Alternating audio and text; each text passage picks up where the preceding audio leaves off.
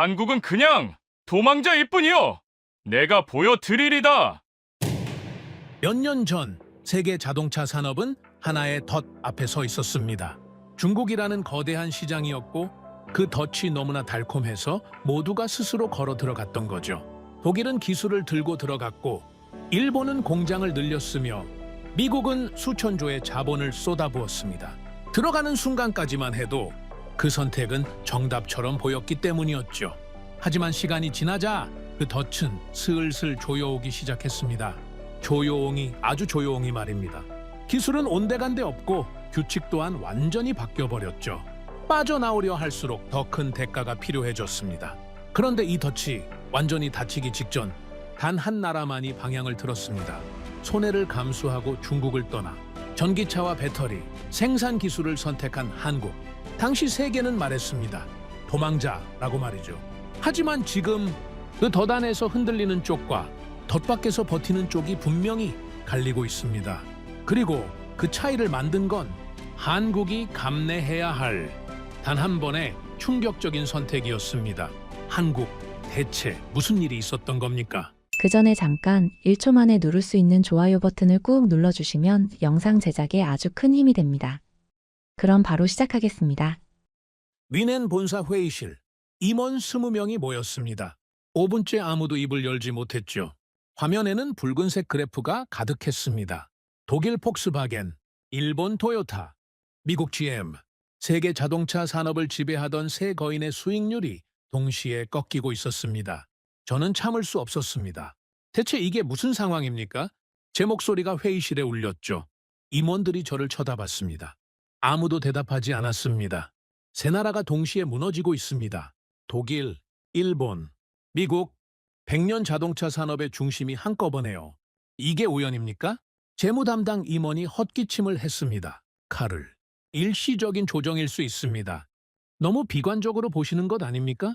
저는 고개를 저었죠. 일시적이라고요? 이 그래프를 보십시오. 패턴이 똑같습니다. 폭스바겐, 토요타, GM. 전부 같은 방향으로 떨어지고 있습니다. 이건 경기 문제가 아닙니다. 그럼 뭡니까? 구조의 문제입니다. 회의실이 조용해졌습니다. 제 이름은 카를 폰 슈타인입니다. 30년간 유럽 자동차 산업의 리스크를 분석해온 사람이죠. 숫자만 믿었습니다. 감정 따위에 흔들린 적 없었습니다. 그런 제가 그날 처음으로 손이 떨렸습니다. 세 나라 전부 같은 곳에 발이 묶여 있습니다. 마케팅 담당이 물었죠. 어딥니까? 중국입니다. 그 순간 회의실 공기가 얼어붙었습니다. 모두가 알고 있었죠. 하지만 아무도 그 이름을 먼저 꺼내고 싶지 않았던 겁니다. 사장이 천천히 입을 열었습니다. 카를, 중국은 우리 매출의 40%입니다. 조심해서 말해야 할 주제 아닙니까? 조심해서 말하면 늦습니다. 지금 이 순간에도 상황은 악화되고 있습니다. 구체적으로 말해보세요. 뭐가 문제입니까? 저는 화면을 가리켰습니다. 들어가는 건 쉬웠습니다. 문제는 나오는 겁니다. 나오는 문이 없습니다. 저는 확신했습니다. 독일의 기술, 일본의 품질, 미국의 자본, 이 셋이면 영원하다고요. 중국은 그저 돈 버는 시장일 뿐이라고요. 제가 틀렸습니다. 완전히요. 시장이 아니었습니다. 덫이었죠. 들어가는 문은 활짝 열려 있었습니다. 나오는 문은 애초에 없었습니다. 제가 처음 중국 시장을 분석했을 때 모든 보고서의 결론은 같았습니다. 기회의 땅, 14억 인구, 폭발하는 중산층, 자동차 수요의 블랙홀, 들어가지 않으면 바보라는 분위기였죠. 그때 본사 전략회의에서 누군가 물었습니다. 중국에 안 들어가면 어떻게 됩니까? 답변은 간단했죠. 죽습니다. 경쟁사들은 어떻습니까? 전부 들어갑니다. 토요타도, GM도 우리만 안 들어가면 시장을 통째로 뺏깁니다. 리스크는요? 리스크보다 기회가 큽니다. 14억 인구입니다. 이런 시장이 또 어디 있습니까? 그래서 독일이 먼저 움직였습니다. 폭스바겐은 중국에 공장을 세웠죠. 합작회사를 만들었습니다. 기술을 이전했습니다. 일본도 따라갔죠. 토요타, 혼다, 닛산 전부 중국으로 향했습니다. 미국도 마찬가지였습니다. GM은 중국을 제2의 본토라고 불렀죠. 저도 보고서를 썼습니다. 중국 진출은 선택이 아니라 필수라고요. 리스크보다 기회가 크다고요. 그때는 몰랐습니다. 우리가 시장에 들어간 게 아니라 시장이 우리를 삼키고 있었다는 걸. 어느 순간부터 이상한 숫자들이 보이기 시작했습니다. 처음엔 작은 변화였죠. 중국 현지 브랜드의 점유율이 조금씩 올라갔습니다. 품질이 좋아졌다는 평가가 나왔죠. 그래도 우리는 걱정하지 않았습니다. 기술팀 회의에서 누군가 말했습니다. 중국 브랜드가 치고 올라오고 있습니다. 점유율이 벌써 15%입니다. 수석 엔지니어가 코웃음을 쳤죠. 15%요? 우리가 45%인데요. 걱정할 수준이 아닙니다. 하지만 성장 속도가, 기술 격차가 있습니다. 독일 엔진, 일본 변속기, 미국 디자인, 이건 하루아침에 따라올 수 없습니다. 그래도 한번 검토할 것 없습니다. 중국 차가 독일 차를 이긴다고요? 웃기는 소리 마세요. 착각이었죠. 중국은 따라오는 게 아니었습니다. 규칙을 바꾸고 있었습니다. 중국 정부가 전기차 보조금 정책을 발표했습니다. 표면적으로는 환경 정책이었죠. 저는 세부 조항을 분석했습니다. 그리고 경악했죠. 이거 보셨습니까? 제가 서류를 테이블에 내려놓았습니다.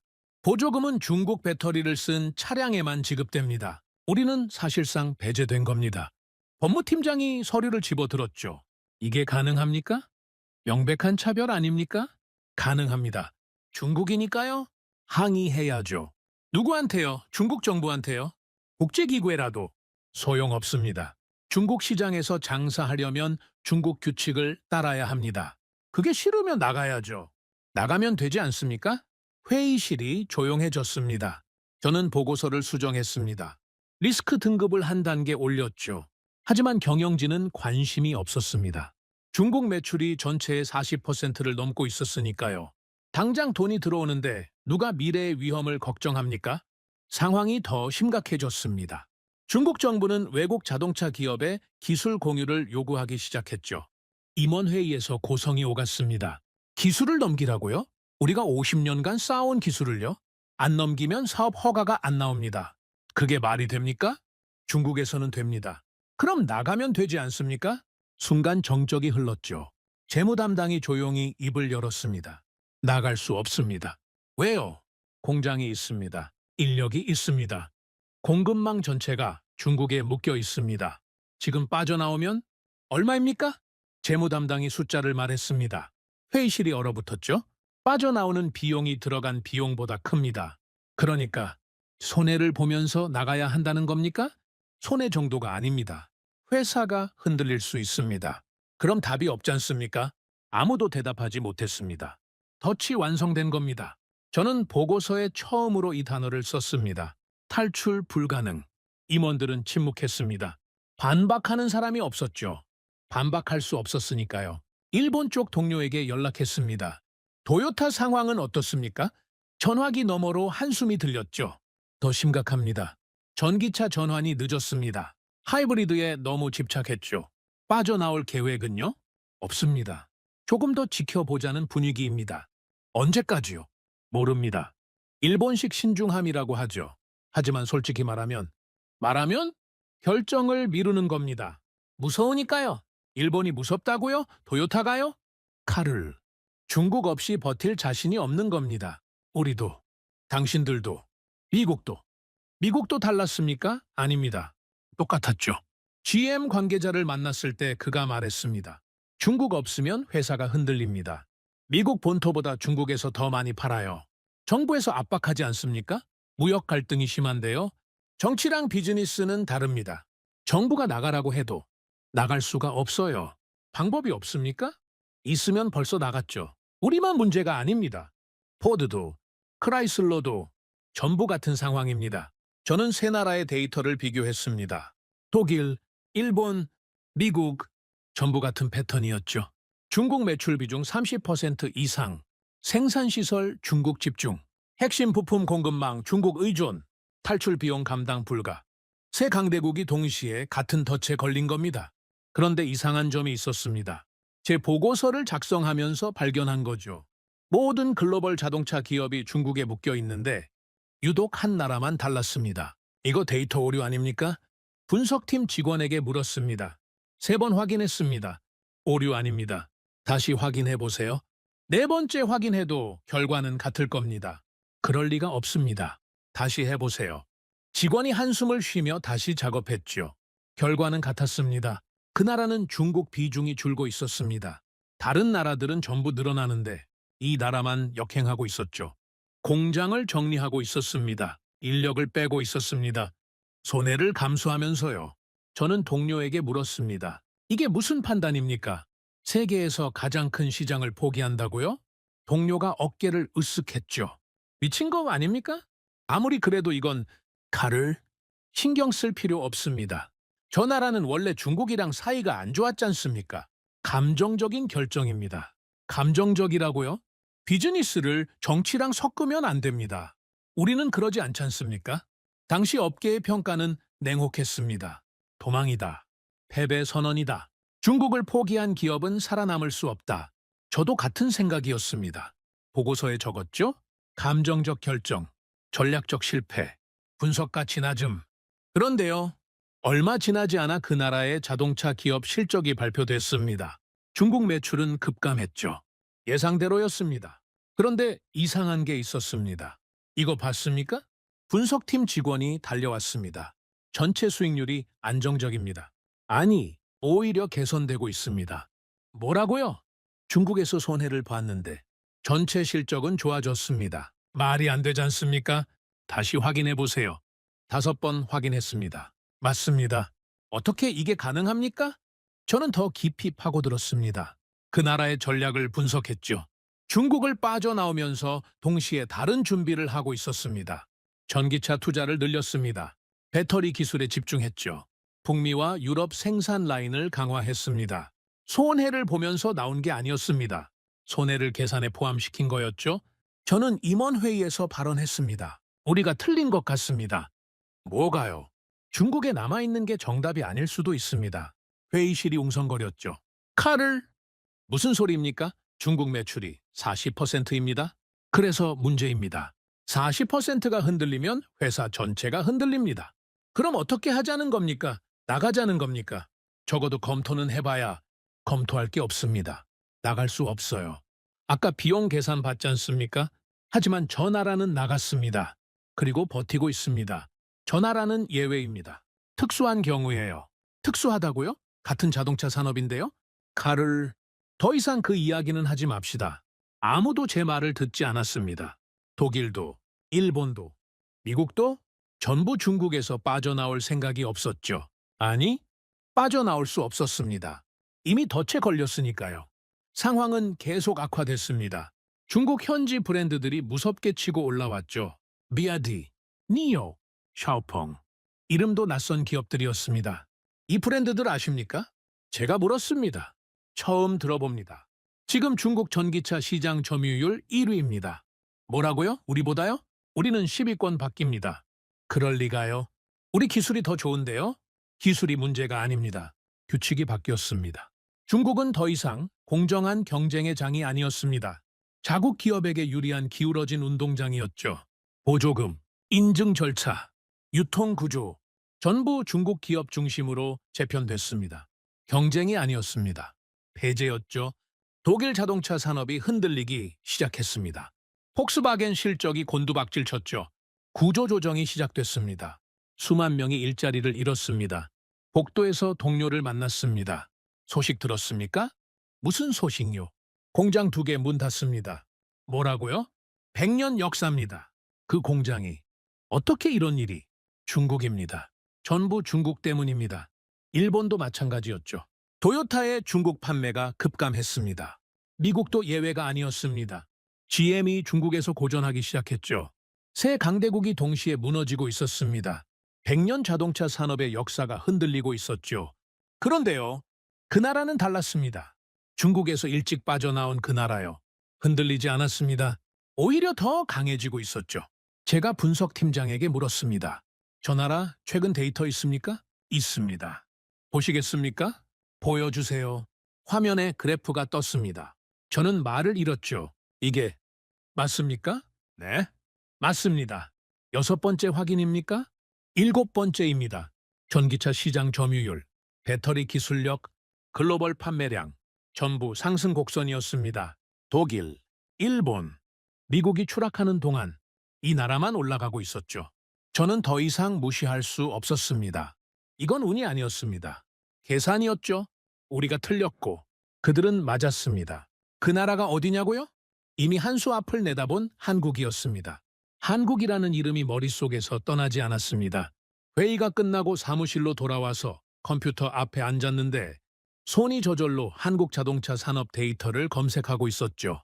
그래프를 보고 또 봤지만 도무지 이해가 되지 않았습니다. 어떻게 이게 가능한 겁니까? 독일이 무너지고 있었습니다.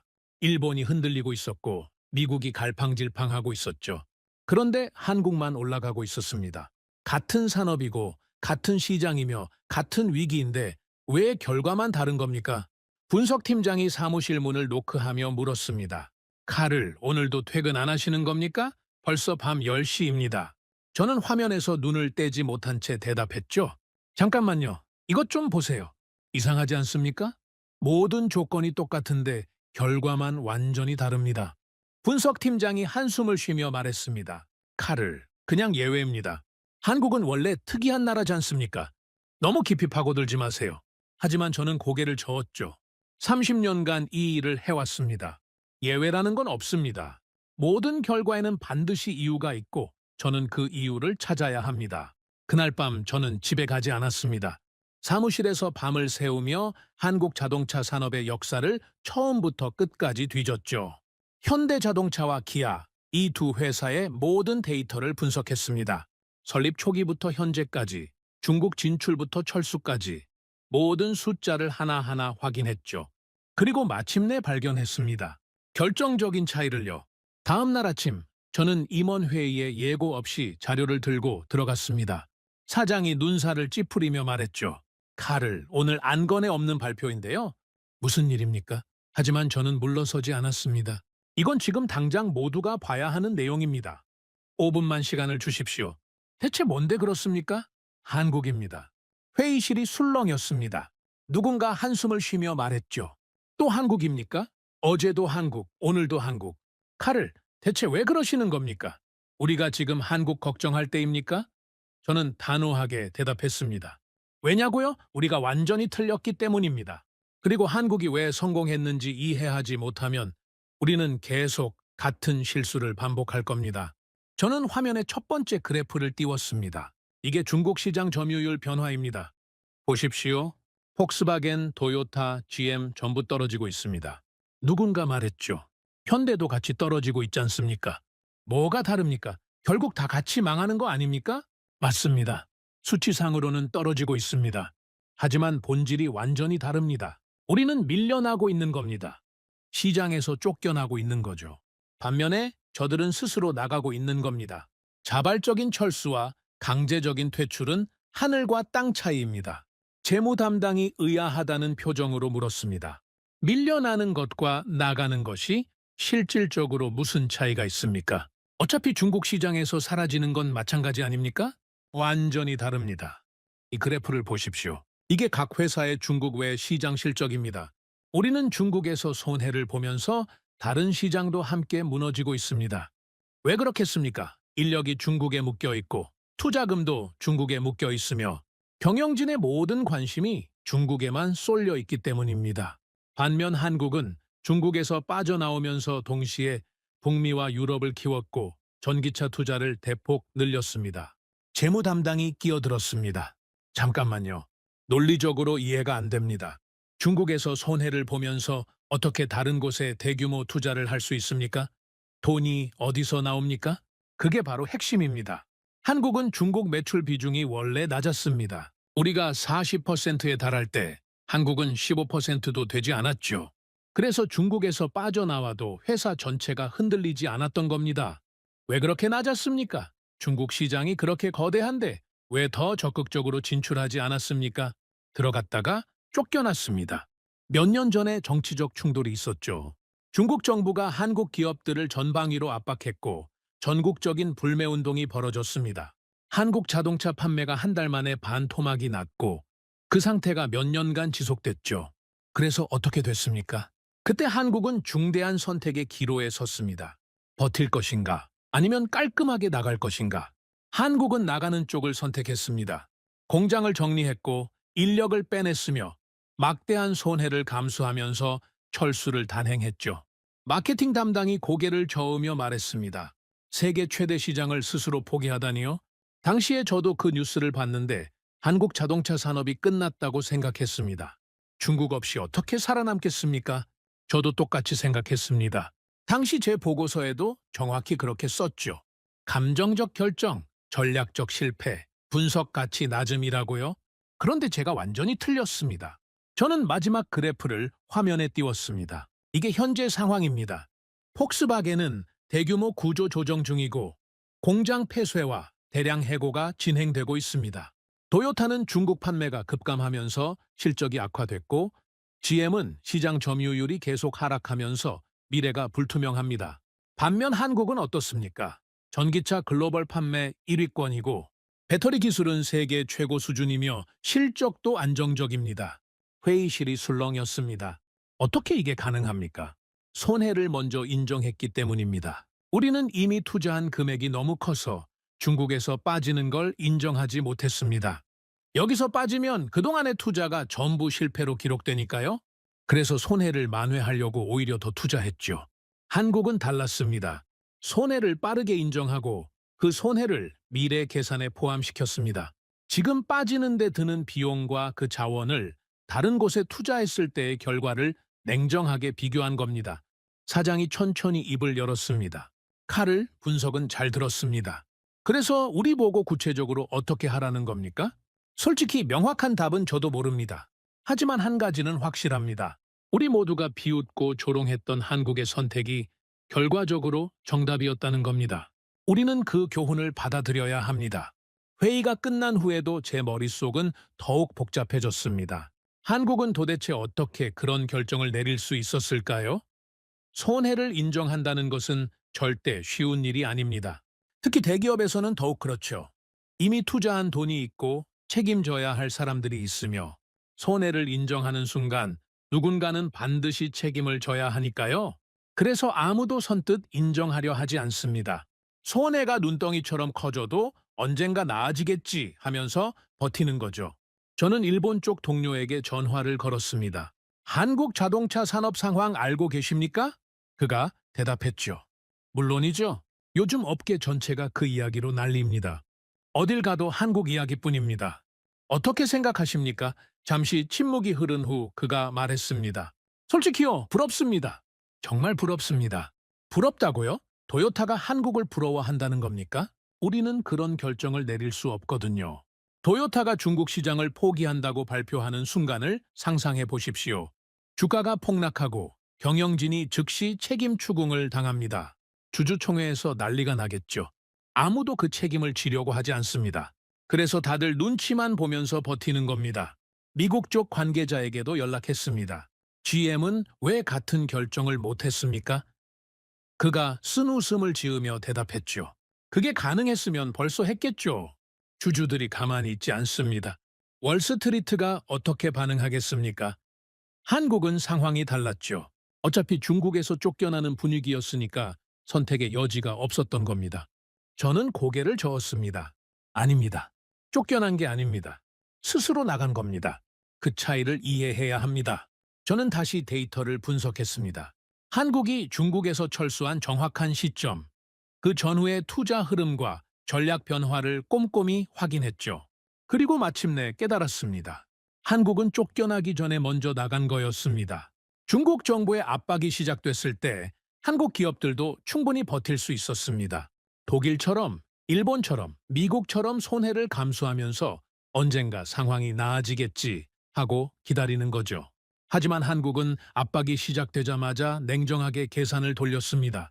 여기서 버티면 앞으로 얼마나 손해인가, 지금 당장 나가면 얼마나 손해인가, 그리고 나가면서 확보되는 자원으로 다른 곳에 투자하면 어떤 결과가 나오는가. 결론은 명확했습니다. 지금 나가는 게 장기적으로 훨씬 낫다. 그게 결정적인 차이였습니다. 독일은 버텼고 일본도 버텼으며 미국도 버텼습니다. 한국만 나갔습니다. 손해를 인정하고 미래를 위해 현재의 고통을 기꺼이 선택한 거죠.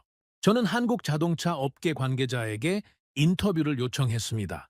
한국의 전략이 궁금합니다. 어떻게 그런 결정을 내릴 수 있었습니까?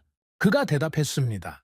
중국에서 문제가 생겼을 때 저희는 두 가지 시나리오를 만들었습니다. 버티는 경우와 나가는 경우. 각각 5년 후, 10년 후 결과를 전부 숫자로 계산했죠. 버티면 손해가 계속 누적됐고, 나가면 단기적으로는 손해지만 장기적으로는 훨씬 유리했습니다. 감정이 아니라 숫자가 결정한 겁니다. 물론 내부에서 반대도 많았습니다. 중국 시장을 포기하면 끝이라는 목소리도 컸죠. 하지만 결국 데이터가 승리했습니다. 역설적이었습니다. 독일, 일본, 미국은 선택의 여지가 있었기 때문에 결정을 계속 미뤘고, 미루는 동안 상황은 점점 더 나빠졌습니다. 한국은 선택의 여지가 좁았기 때문에 더 빨리, 더 과감하게 움직일 수 있었죠. 선택의 여지가 있다는 것이 오히려 독이 된 겁니다. 저는 결심했습니다. 한국을 직접 가봐야겠다고요. 데이터만으로는 부족했습니다. 숫자 뒤에 숨어있는 진짜 이야기를 직접 보고 듣고 싶었죠. 출장 허가를 요청했습니다. 한국에 가고 싶습니다.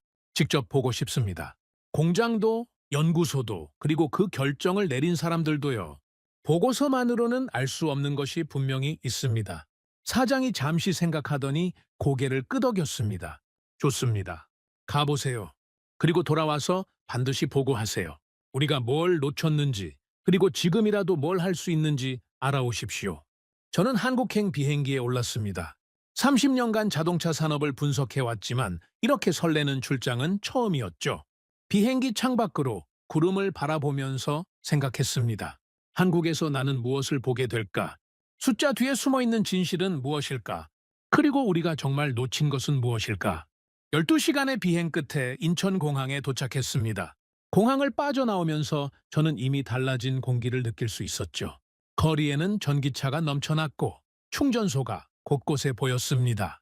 독일에서는 아직 논쟁 중인 것들이 이곳에서는 이미 일상이 되어 있었죠. 이곳은 무언가가 달랐습니다. 무엇인지 아직 정확히 알 수 없었지만 분명히 달랐습니다.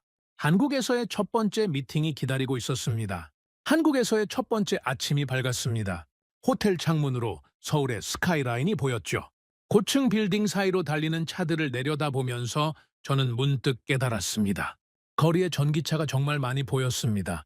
독일에서는 아직 보기 드문 광경인데 이곳에서는 충전소도 곳곳에 설치되어 있었고 사람들이 자연스럽게 전기차를 이용하고 있었죠. 아직 논쟁 중인 것들이 이곳에서는 이미 일상이 되어가고 있었습니다. 첫 번째 미팅은 현대자동차 본사에서 잡혀 있었습니다. 저를 맞이한 것은 전략기획실의 박성호 상무였죠. 그는 유창한 영어로 저를 안내하면서 물었습니다. 카를 씨, 독일에서 오셨다고 들었습니다. 폭스바겐의 리스크 분석가시라고요. 무엇이 궁금하셔서 이렇게 먼 길을 오셨습니까?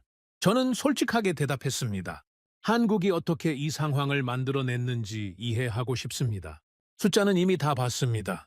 그래프도 분석했고 보고서도 수십 개를 읽었죠. 하지만 숫자만으로는 설명이 안 되는 것들이 있습니다. 그래서 직접 왔습니다. 박 상무가 미소를 지으며 말했습니다. 숫자로 설명이 안 된다고요? 재미있군요. 저희는 오히려 모든 것을 숫자로 결정했는데요. 그게 바로 제가 이해하고 싶은 부분입니다. 어떻게 그런 결정을 내릴 수 있었습니까? 중국 시장에서 철수한다는 건 엄청난 결단이지 않습니까? 세계 최대 시장을 스스로 포기하는 건데요. 박 상무가 잠시 생각하더니 말했습니다. 카를 씨, 우선 한 가지 오해를 풀어야 할 것 같습니다. 저희는 중국 시장을 포기한 게 아닙니다. 그럼 뭡니까? 철수한 거 아닙니까? 철수는 맞습니다. 하지만 포기와 철수는 완전히 다른 개념입니다. 포기는 감정적인 겁니다. 더 이상 못하겠다, 너무 힘들다, 그냥 그만두겠다, 이런 거죠. 하지만 저희의 철수는 전략적 재배치였습니다. 중국에서 빠지면서 그 자원을 더 가치 있는 곳에 투입한 겁니다. 도망친 게 아니라 방향을 튼 거죠. 저는 고개를 끄덕이며 말했습니다. 그 이야기는 데이터에서도 확인했습니다. 중국 비중이 줄어드는 동시에 전기차 투자가 늘어나는 패턴이 명확하게 보였죠. 하지만 실제로 그 결정이 어떻게 내려졌는지가 궁금합니다. 회의실에서 누가 먼저 그런 제안을 했습니까? 반대는 없었습니까? 박 상무가 웃으며 대답했습니다. 반대요? 엄청났죠. 처음에 중국 철수를 검토해야 한다라고 제안했을 때 회의실이 완전히 난리가 났습니다. 미쳤냐는 소리가 바로 나왔죠. 중국 시장 담당 임원은 자리를 박차고 나가면서 사표를 던지겠다고 했고 영업 쪽에서는 회사가 망한다고 고성이 오갔습니다. 저도 그 자리에 있었는데 정말 험악한 분위기였습니다. 그런 상황에서 어떻게 결국 철수를 결정할 수 있었습니까? 반대가 그렇게 심했는데요. 숫자가 말했기 때문입니다. 감정은 소리를 지르지만 숫자는 조용히 진실을 보여주죠. 저희는 모든 감정을 배제하고 두 가지 시나리오를 만들었습니다. 중국에서 계속 버티는 경우와 지금 당장 빠지는 경우, 각각의 시나리오에서 3년 후, 5년 후, 10년 후 예상 결과를 전부 계산했습니다. 결과가 어땠습니까? 버티는 시나리오는 암담했습니다. 중국 정부의 압박이 풀릴 가능성은 낮았고 불매 운동이 지속되면 손실이 계속 누적될 수밖에 없었죠. 거기다 중국 현지 브랜드들이 무섭게 성장하고 있었기 때문에 설령 정치적 문제가 해결되더라도 시장 점유율을 회복하기 어려울 거라는 예측이 나왔습니다. 반면 지금 빠지는 시나리오는 단기적으로 큰 손실이 발생하지만 그 자원을 전기차와 배터리에 집중하면 5년 후부터 수익이 역전되는 것으로 나왔죠. 저는 놀라움을 감추지 못했습니다. 5년 후에 역전된다는 계산이 나왔다고요? 그걸 믿을 수 있었습니까? 믿느냐 마느냐의 문제가 아니었습니다. 계산이 맞느냐 틀리느냐의 문제였죠.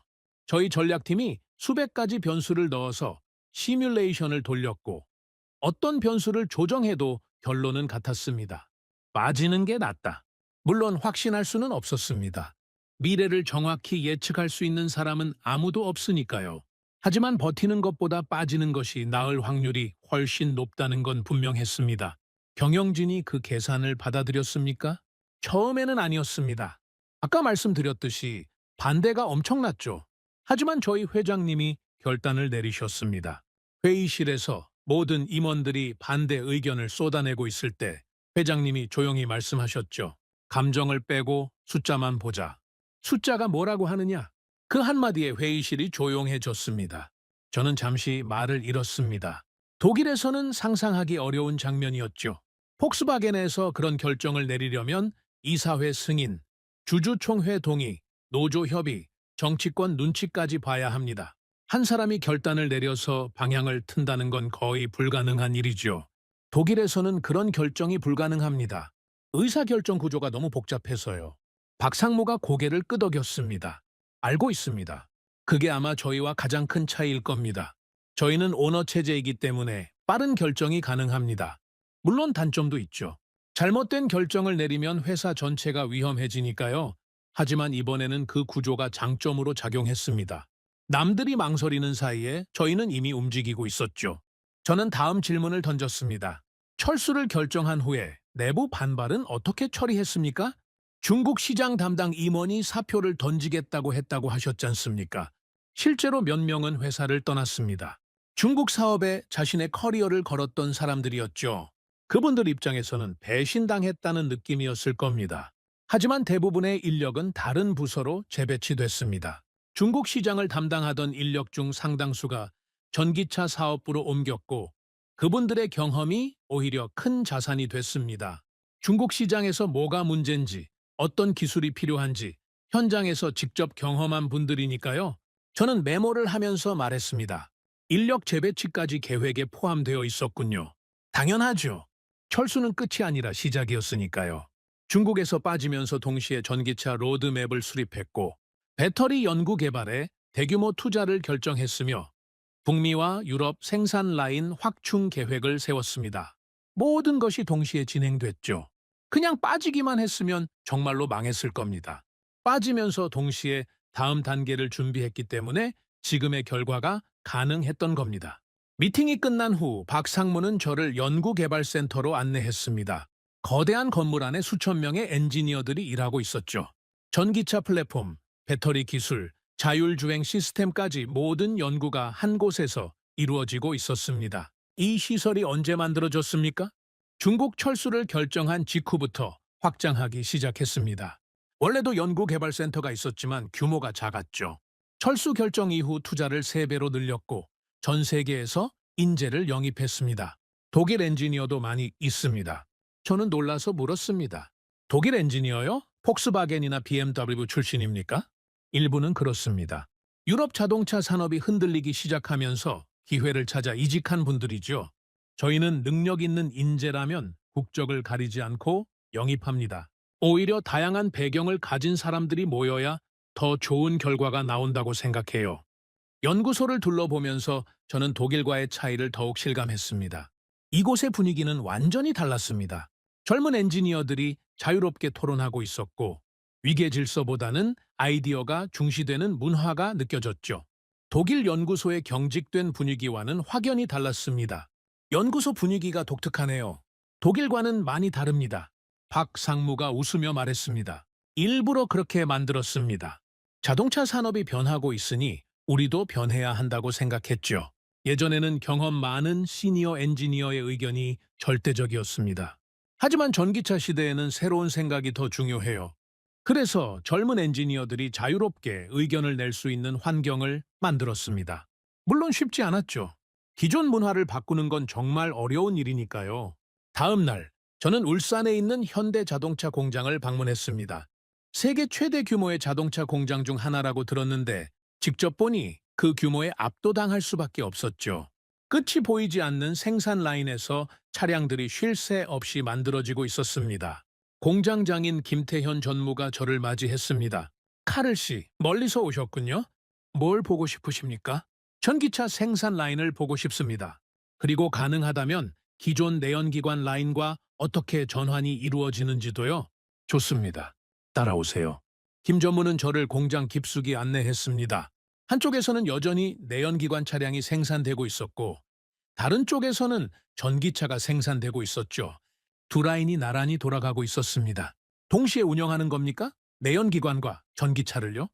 네, 그렇습니다. 급격하게 전환하면 혼란이 생기니까요. 점진적으로 전기차 비중을 늘리고 있습니다.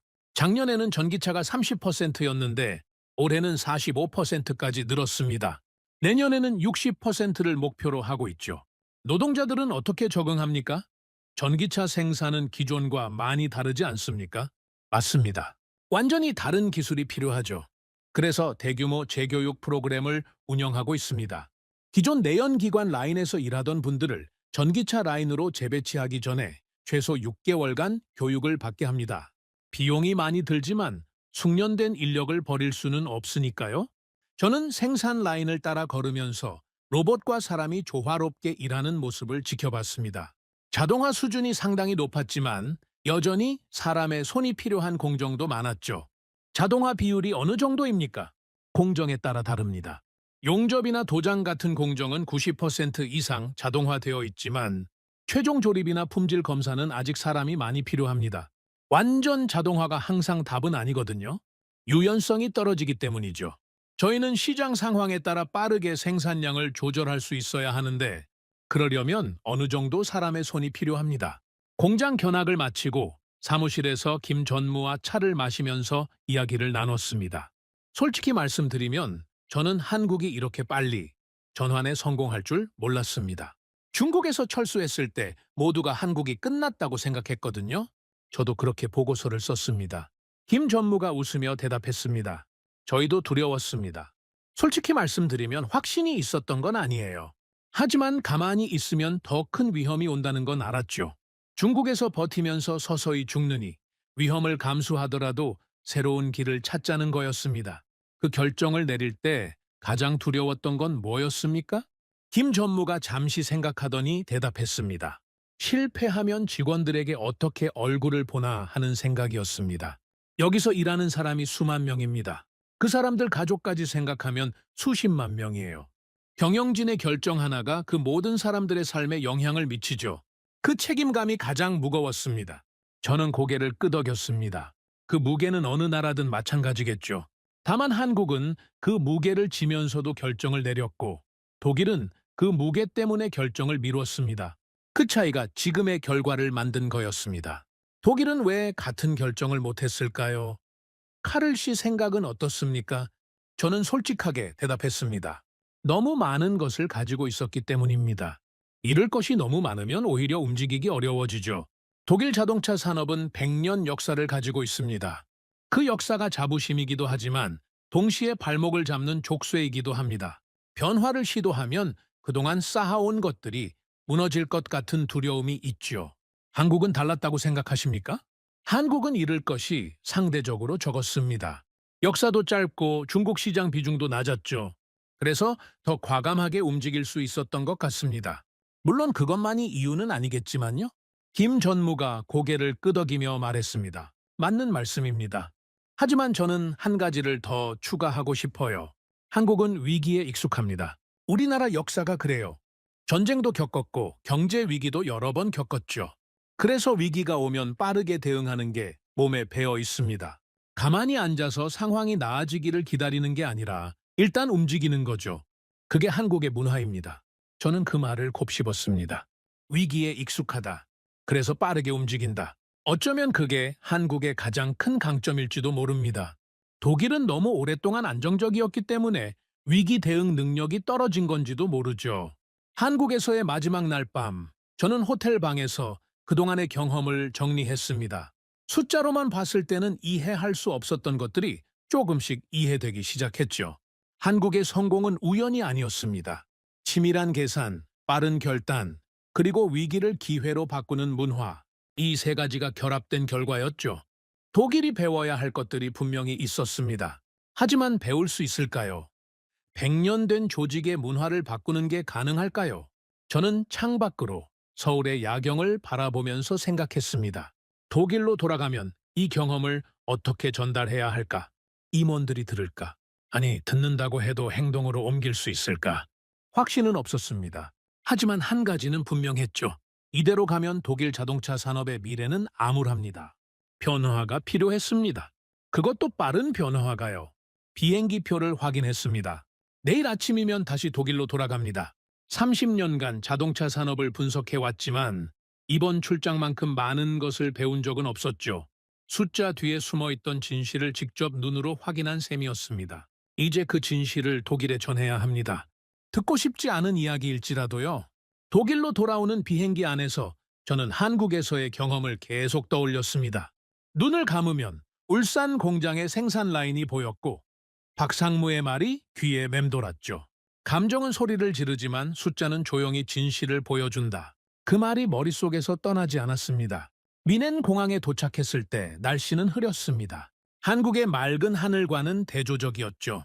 공항을 빠져나오면서 거리를 둘러봤습니다. 전기차는 여전히 드물었고 대부분의 차량이 내연기관이었습니다. 서울에서 봤던 풍경과는 완전히 달랐죠. 불과 며칠 전까지 당연하게 여겼던 광경이 이제는 낯설게 느껴졌습니다. 다음 날 아침, 저는 긴급 임원 회의를 요청했습니다. 사장 비서가 의아한 표정으로 물었죠. 카를 씨 출장 보고서는 다음 주에 제출하기로 하지 않았습니까? 왜 갑자기 긴급 회의입니까? 다음 주까지 기다릴 수 없습니다. 지금 당장 모두가 들어야 하는 이야기가 있습니다. 회의실에 임원들이 모였습니다. 사장이 저를 보며 말했죠. 카를 한국 출장은 어땠습니까? 유익한 것을 배워왔습니까? 저는 심호흡을 하고 대답했습니다. 유익했습니다. 하지만 솔직히 말씀드리면 기분 좋은 이야기는 아닙니다. 오히려 불편한 진실에 가깝습니다.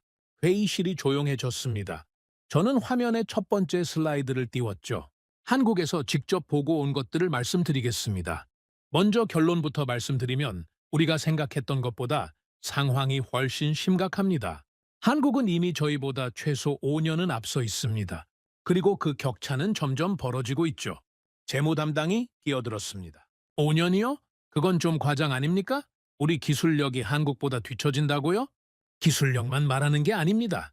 의사결정 속도, 조직 문화, 위기 대응 능력까지 전부 포함해서 말씀드리는 겁니다. 한국은 중국에서 철수하면서 동시에 전기차 전환을 시작했습니다. 저희가 아직 중국 시장을 어떻게 할지 논의하는 동안 한국은 이미 다음 단계로 넘어갔죠.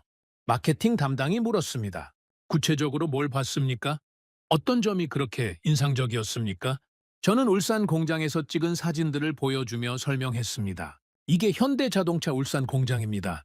전기차와 내연기관 차량을 동시에 생산하고 있는데 전기차 비중이 이미 45%까지 올라왔습니다. 내년 목표는 60%고요. 우리는 아직 10%도 안 되지 않습니까?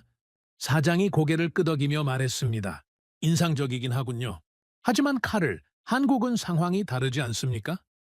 중국에서 쫓겨났으니까 어쩔 수 없이 전기차에 집중한 거 아닙니까? 우리는 아직 중국에서 사업을 하고 있으니까 상황이 다르죠. 저는 그 말을 기다리고 있었습니다. 바로 그 지점이 핵심이었으니까요. 사장님, 그게 바로 문제입니다. 우리는 아직 중국에서 사업을 하고 있다는 것. 그게 장점이 아니라 약점입니다. 회의실이 술렁였습니다. 누군가 말했죠. 무슨 소리입니까? 중국 매출이 40%인데 그게 약점이라고요? 네, 약점입니다. 왜냐하면 우리는 중국에 묶여 있기 때문입니다. 빠져나오고 싶어도 빠져나올 수 없는 상태죠. 한국은 이미 밖에 있습니다. 자유롭게 움직일 수 있죠. 하지만 우리는 중국 안에 갇혀 있습니다. 그게 결정적인 차이입니다. 재무 담당이 불쾌한 표정으로 말했습니다. 칼을 너무 비관적으로 보시는 것 아닙니까? 중국 시장이 어렵긴 하지만 아직 수익이 나고 있지 않습니까? 완전히 실패한 건 아니에요. 지금은 그렇습니다. 하지만 숫자를 자세히 보셨습니까? 중국 내 점유율이 매년 떨어지고 있습니다. 수익률도 계속 악화되고 있죠. 지금 당장은 괜찮아 보이지만 3년 후, 5년 후를 보면 상황이 완전히 달라집니다. 저는 새로운 그래프를 띄웠습니다. 이게 중국 시장 점유율 추이입니다. 우리뿐만 아니라 토요타, GM 전부 마찬가지입니다. 반면 중국 현지 브랜드 점유율은 폭발적으로 증가하고 있죠. 비아디, 니오, 샤오펑 같은 브랜드들이 시장을 장악해가고 있습니다. 사장이 진지한 표정으로 물었습니다. 칼을, 그래서 당신의 제안은 뭡니까? 우리도 중국에서 철수하자는 겁니까? 저는 잠시 망설였습니다. 이 질문이 나올 줄 알았지만 막상 대답하려니 쉽지 않았죠. 솔직히 말씀드리면 저도 명확한 답을 모르겠습니다.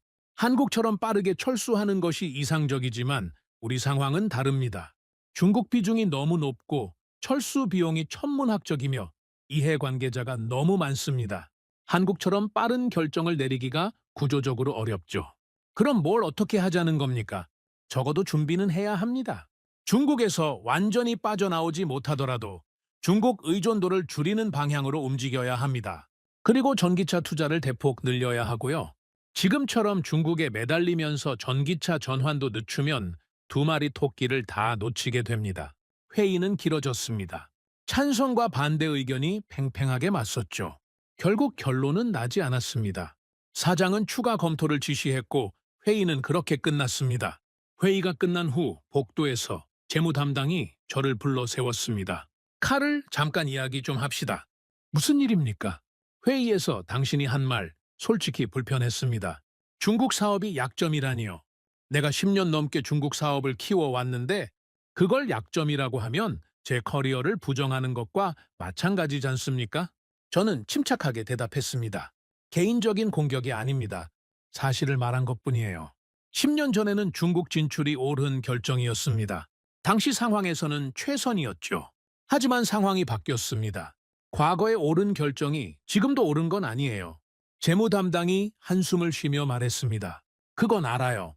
나도 숫자를 보니까 상황이 안 좋아지고 있다는 건 알죠.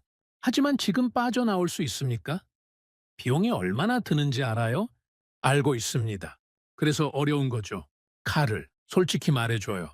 당신 생각에 우리가 한국처럼 할 수 있다고 봅니까? 저는 잠시 생각한 후 대답했습니다. 현실적으로 어렵습니다.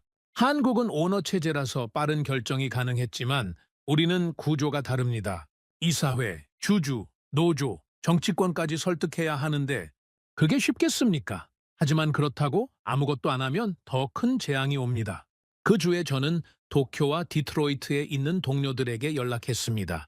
일본과 미국의 상황이 어떤지 확인하고 싶었죠. 먼저 토요타 쪽 동료에게 전화했습니다. 다나카 씨, 요즘 상황이 어떻습니까? 전화기 너머로 무거운 한숨이 들렸습니다. 칼을 솔직히 말할게요. 상황이 안 좋습니다. 중국 판매가 계속 떨어지고 있어요. 작년 대비 20% 감소했습니다. 본사 분위기는 어떻습니까? 혼란스럽습니다. 어떻게 해야 할지 아무도 모르는 것 같아요. 중국에서 버텨야 한다는 사람도 있고 철수를 검토해야 한다는 사람도 있고 하지만 결정은 계속 미뤄지고 있죠. 왜 결정을 못 내립니까? 무섭기 때문이죠. 철수하면 단기적으로 엄청난 손실이 발생합니다. 그 책임을 누가 지겠습니까? 아무도 그 책임을 지고 싶어 하지 않아요. 그래서 그냥 버티는 겁니다. 상황이 나아지기를 기다리면서요. 나아질 것 같습니까? 솔직히요? 아니요. 중국 정부가 태도를 바꿀 것 같지 않고 현지 브랜드들은 점점 강해지고 있어요. 버틴다고 해결될 문제가 아닙니다. 하지만 그렇다고 빠져나올 용기도 없죠. 저는 미국 쪽 관계자에게도 연락했습니다. GM의 상황이 궁금했죠. 마이클, GM 상황은 어떻습니까? 칼을 여기도 비슷해요. 중국에서 계속 밀리고 있습니다. 몇 년 전만 해도 중국이 우리의 가장 큰 시장이었는데 이제는 골칫거리가 됐죠. 철수 논의는 없습니까? 있긴 있어요. 하지만 월스트리트가 문제입니다. 중국 철수를 발표하는 순간 주가가 폭락할 거예요. 투자자들은 단기 실적에만 관심이 있거든요. 장기적으로 옳은 결정이라도 단기적으로 손해가 나면 경영진은 책임을 져야 합니다. 그래서 어떻게 할 겁니까? 아무도 모릅니다. 그냥 버티면서 상황을 지켜보는 거죠. 다른 방법이 없어요. 전화를 끊고 저는 한참 동안 생각에 잠겼습니다. 독일, 일본, 미국, 세 나라 모두 같은 상황이었습니다. 중국에서 빠져나와야 한다는 건 알지만 아무도 결정을 내리지 못하고 있었죠. 두려움 때문에, 책임 때문에, 구조적 한계 때문에. 반면 한국은 이미 밖에 있었습니다. 자유롭게 움직이면서 미래를 준비하고 있었죠. 그 차이가 점점 벌어지고 있었습니다. 며칠 후 저는 중국 철수 시뮬레이션 보고서를 작성했습니다. 지금 당장 중국에서 완전히 빠져나오면 어떤 결과가 나오는지 계산해 본 거죠. 결과는 충격적이었습니다. 공장 폐쇄 비용, 인력 정리 비용, 합작회사 계약 위약금, 기술 공유 조항에 따른 손해배상, 브랜드 이미지 훼손으로 인한 매출 감소까지 모든 것을 합치면 회사 연간 매출의 30%에 달하는 금액이 필요했습니다. 한 번에 감당하기엔 너무 큰 금액이었죠. 이걸 어떻게 감당합니까? 저는 혼잣말을 하며 머리를 감싸 쥐었습니다. 한국은 중국 비중이 15%도 안 됐기 때문에 철수가 가능했지만 우리는 40%입니다. 규모 자체가 다르죠?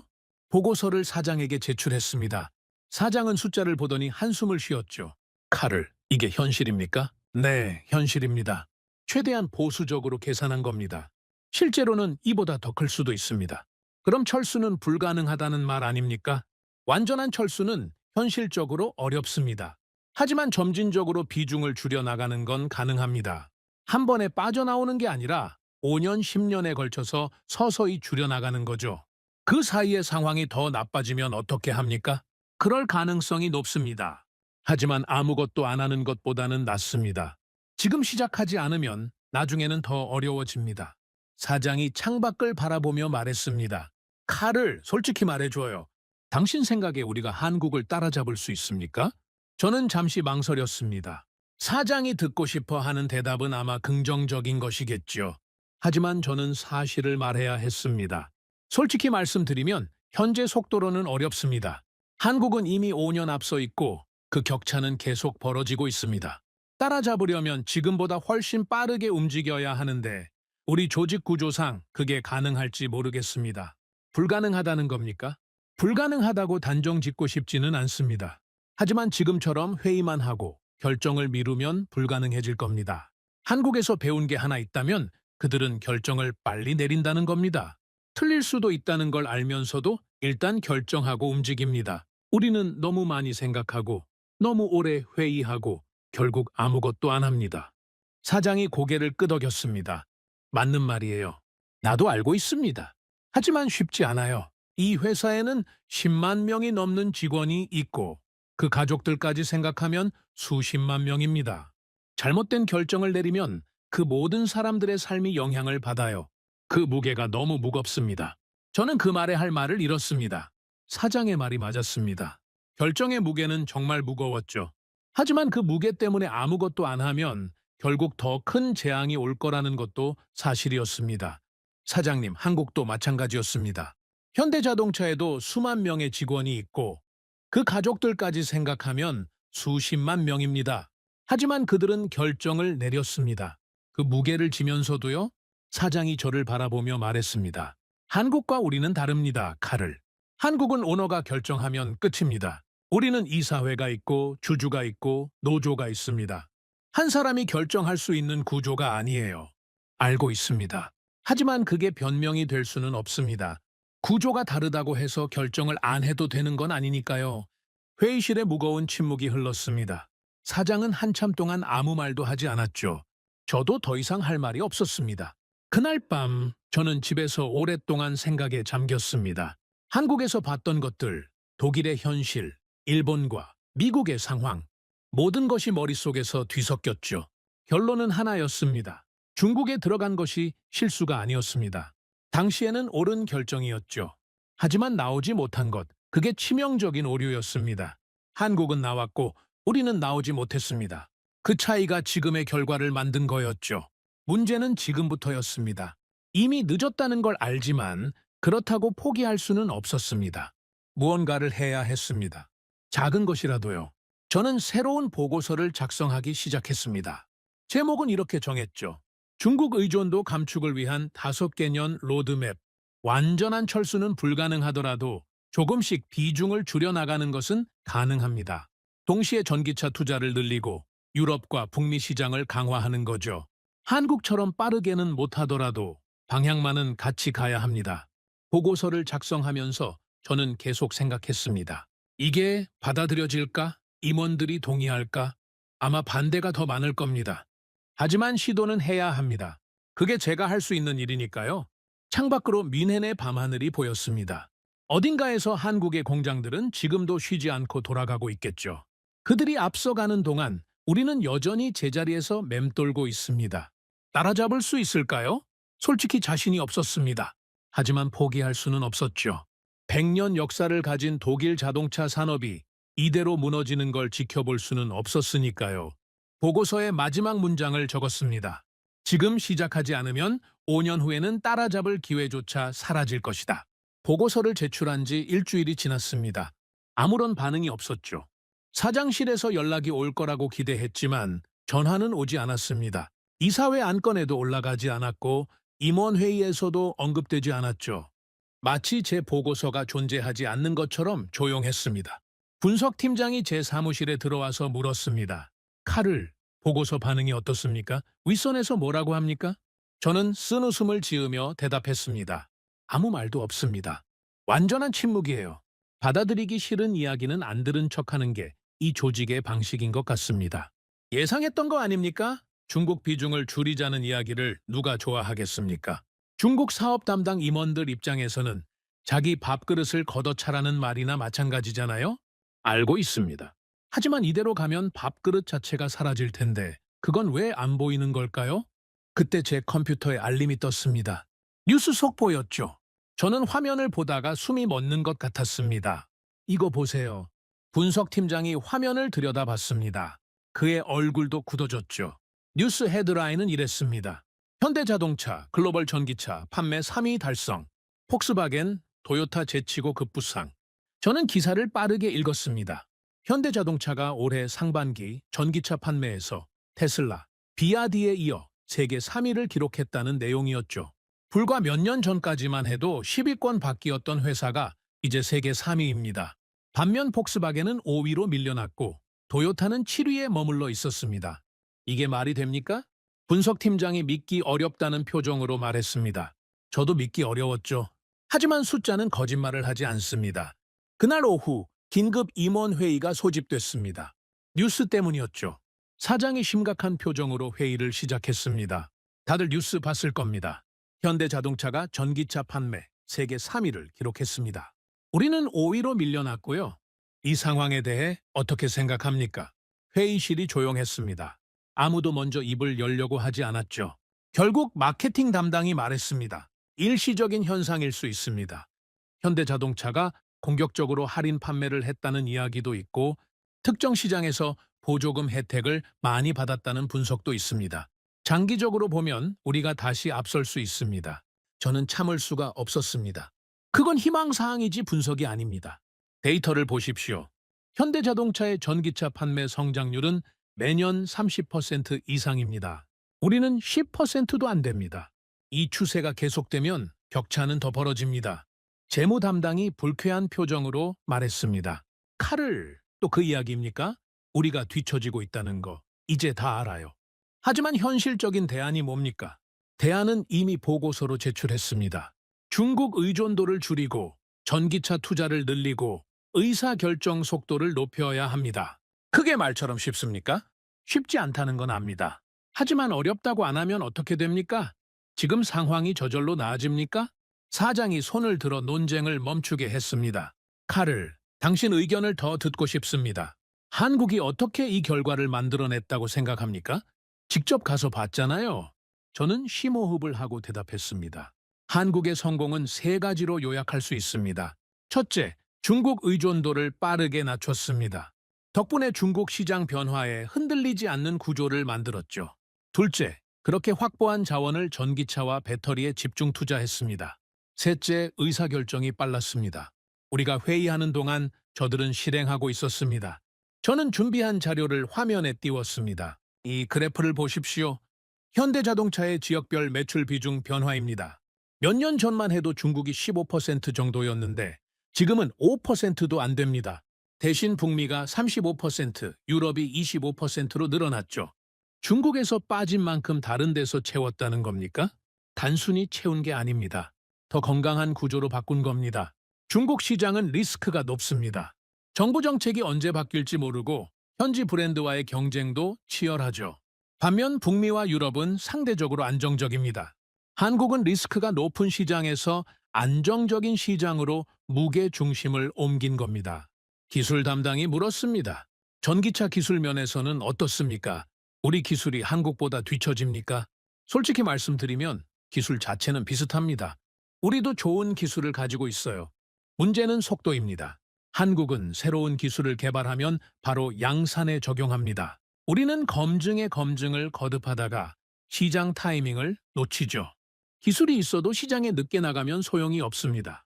회의가 끝난 후 사장이 저를 따로 불렀습니다. 카를 잠깐 이야기합시다. 사장실로 들어가자 사장이 창밖을 바라보며 말했습니다. 당신 보고서 다시 읽어봤습니다. 중국 의존도 감축 5개년 로드맵. 솔직히 처음 봤을 때는 비현실적이라고 생각했어요. 하지만 오늘 뉴스를 보고 생각이 바뀌었습니다. 어떻게 바뀌셨습니까? 이대로는 안 되겠다는 생각이 들었습니다. 한국이 3위가 됐는데 우리는 5위로 밀려났어요. 뭔가를 해야 한다는 건 알겠는데 어디서부터 시작해야 할지 모르겠습니다. 저는 조심스럽게 말했습니다. 모든 걸 한꺼번에 바꿀 필요는 없습니다. 작은 것부터 시작하면 됩니다. 예를 들어 신규 투자 결정을 할 때 중국 비중을 고려하는 겁니다. 새로운 공장을 지을 때 중국 대신 북미나 유럽을 검토하고 새로운 모델을 출시할 때 글로벌 시장에 맞추는 거죠. 그게 가능합니까? 중국 사업 담당 임원들이 반발할 텐데요. 반발하겠죠. 하지만 그게 리더십 아닙니까? 반발이 있어도 옳은 방향으로 끌고 가는 것. 한국의 회장님도 그랬다고 들었습니다. 내부 반발이 엄청났지만 결국 밀어붙였죠. 그 결과가 지금 세계 3위입니다. 그 주말 저는 집에서 한국 자동차 산업에 대한 추가 자료를 분석했습니다. 단순히 현대 자동차만 본 게 아니라 부품업체, 배터리 회사, 충전 인프라까지 전체 생태계를 살펴봤죠. 놀라운 사실을 발견했습니다. 한국의 성공은 현대 자동차만의 성공이 아니었습니다. 배터리 회사들이 세계 시장을 장악하고 있었고 부품 업체들도 빠르게 전기차 부품으로 전환하고 있었으며 정부도 전기차 인프라에 대규모 투자를 하고 있었습니다. 전체 시스템이 같은 방향으로 움직이고 있었던 겁니다. 독일은 달랐습니다. 자동차 회사들은 각자 따로 움직이고 있었고 부품 업체들은 여전히 내연기관 부품에 의존하고 있었으며 정부의 인프라 투자도 느렸죠. 시스템 전체가 구시대에 머물러 있었습니다. 저는 이 분석 결과를 추가 보고서로 정리했습니다. 핵심 내용은 이랬죠. 이제 경쟁은 기업 대 기업이 아니라 시스템 대 시스템이다. 한국은 정부, 대기업, 중소기업, 연구기관이 모두 같은 방향으로 움직이고 있다. 독일은 각자 따로 움직이고 있다. 이 상태로는 시스템 경쟁에서 이길 수 없다. 며칠 후 사장에게서 연락이 왔습니다. 카를, 당신 보고서를 이사회에 제출했습니다. 다음 주에 특별 회의가 열릴 예정이에요. 당신도 참석해서 직접 설명해 주세요. 저는 놀랐습니다. 제 보고서가 이사회까지 갔다는 건 예상하지 못했거든요. 이사회에서 어떤 반응이었습니까? 반응이 갈렸습니다. 일부는 심각하게 받아들였고 일부는 과장됐다고 했죠. 하지만 적어도 논의는 시작됐습니다. 그게 중요합니다. 이사회 특별 회의 날이 왔습니다. 저는 긴장된 마음으로 회의실에 들어갔죠. 거대한 테이블 주위로 이사들이 앉아 있었습니다. 대부분 나이가 지긋한 분들이었고 표정은 무거웠습니다. 저는 한국 출장에서 본 것들, 데이터 분석 결과, 그리고 제가 내린 결론까지 모두 설명했죠. 이사들은 조용히 듣고 있었습니다. 발표가 끝나자 질문이 쏟아졌습니다. 폰 슈타인 씨, 당신 분석에 따르면 우리가 중국에서 철수해야 한다는 건데 그 비용은 누가 감당합니까? 완전한 철수를 제한하는 게 아닙니다. 점진적인 비중 축소를 제한하는 겁니다. 급격한 변화가 아니라 방향 전환입니다. 다른 이사가 물었습니다. 한국이 성공했다고 해서 우리도 같은 방식이 통한다는 보장이 있습니까? 같은 방식을 따라하자는 게 아니라 한국에서 교훈을 얻자는 겁니다.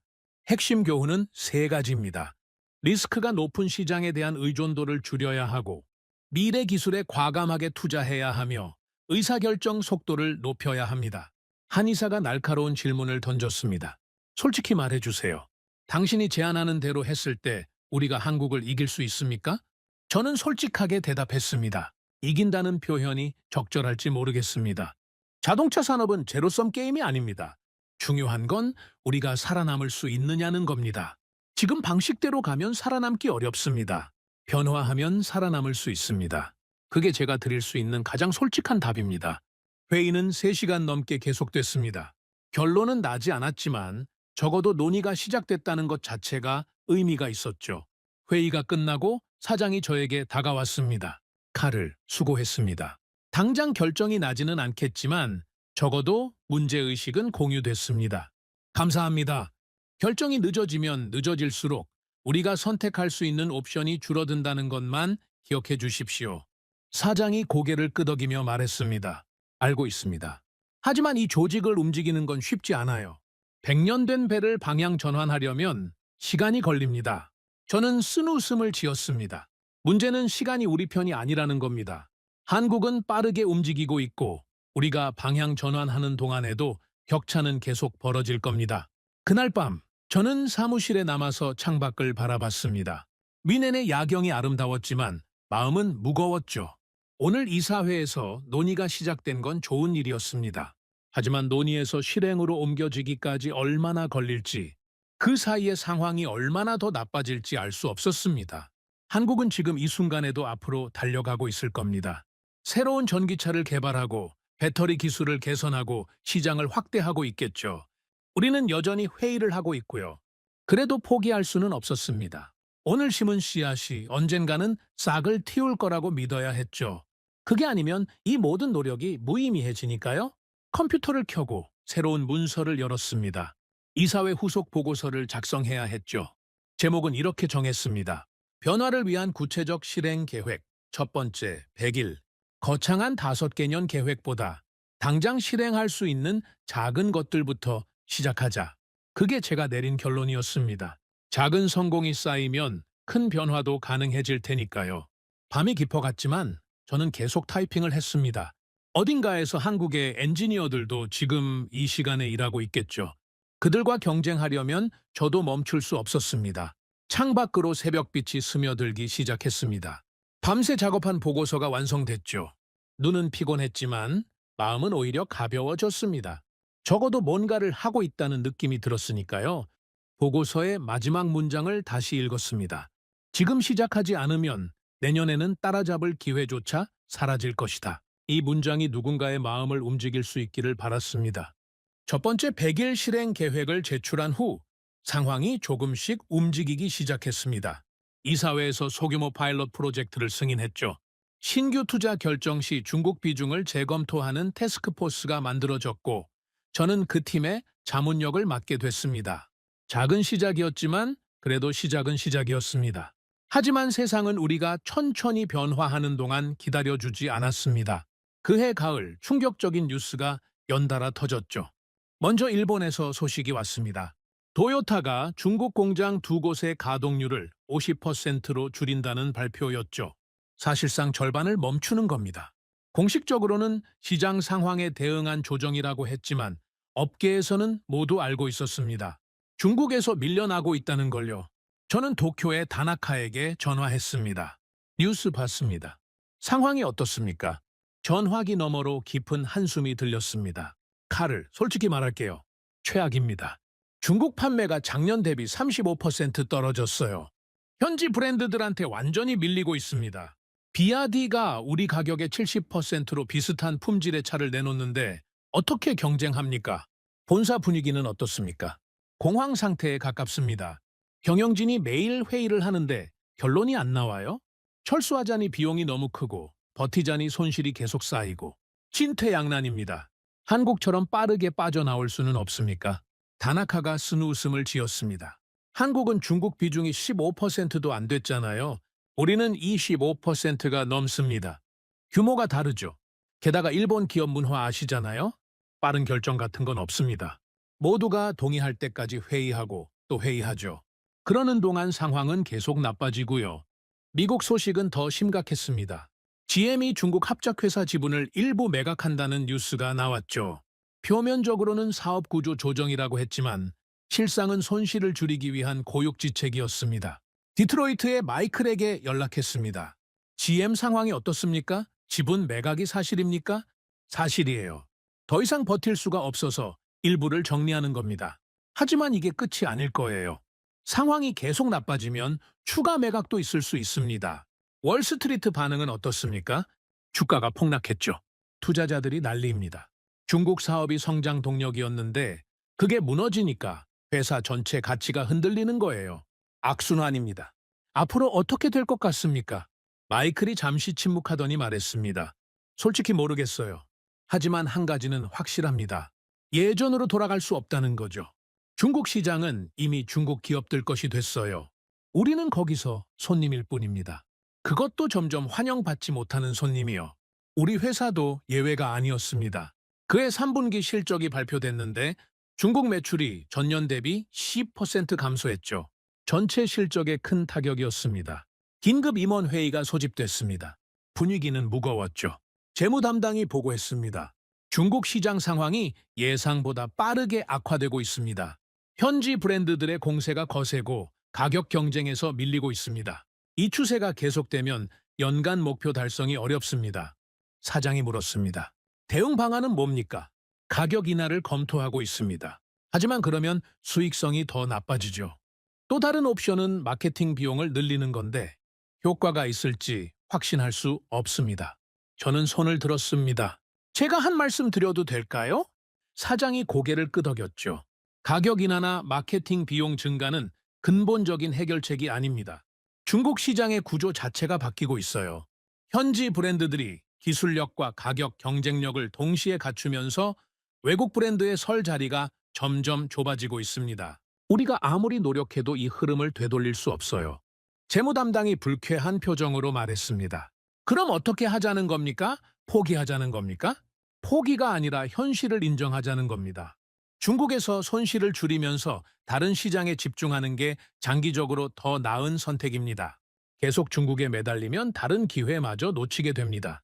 카를, 당신은 맨날 그 이야기만 하는데 현실적으로 지금 당장 중국을 포기할 수 있습니까? 40% 매출인데요. 지금 당장 완전히 포기하자는 게 아닙니다. 점진적으로 비중을 줄이자는 거예요. 하지만 방향만은 확실히 정해야 합니다.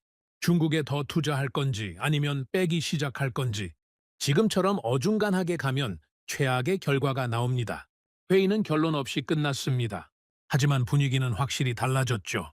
예전에는 제 이야기를 흘려들었는데 이제는 적어도 귀를 기울이는 사람들이 생겼습니다. 그 즈음 한국에서 또 다른 뉴스가 왔습니다. 현대자동차가 미국 조지아주의 대규모 전기차 공장을 착공한다는 소식이었죠. 투자 규모가 어마어마했습니다.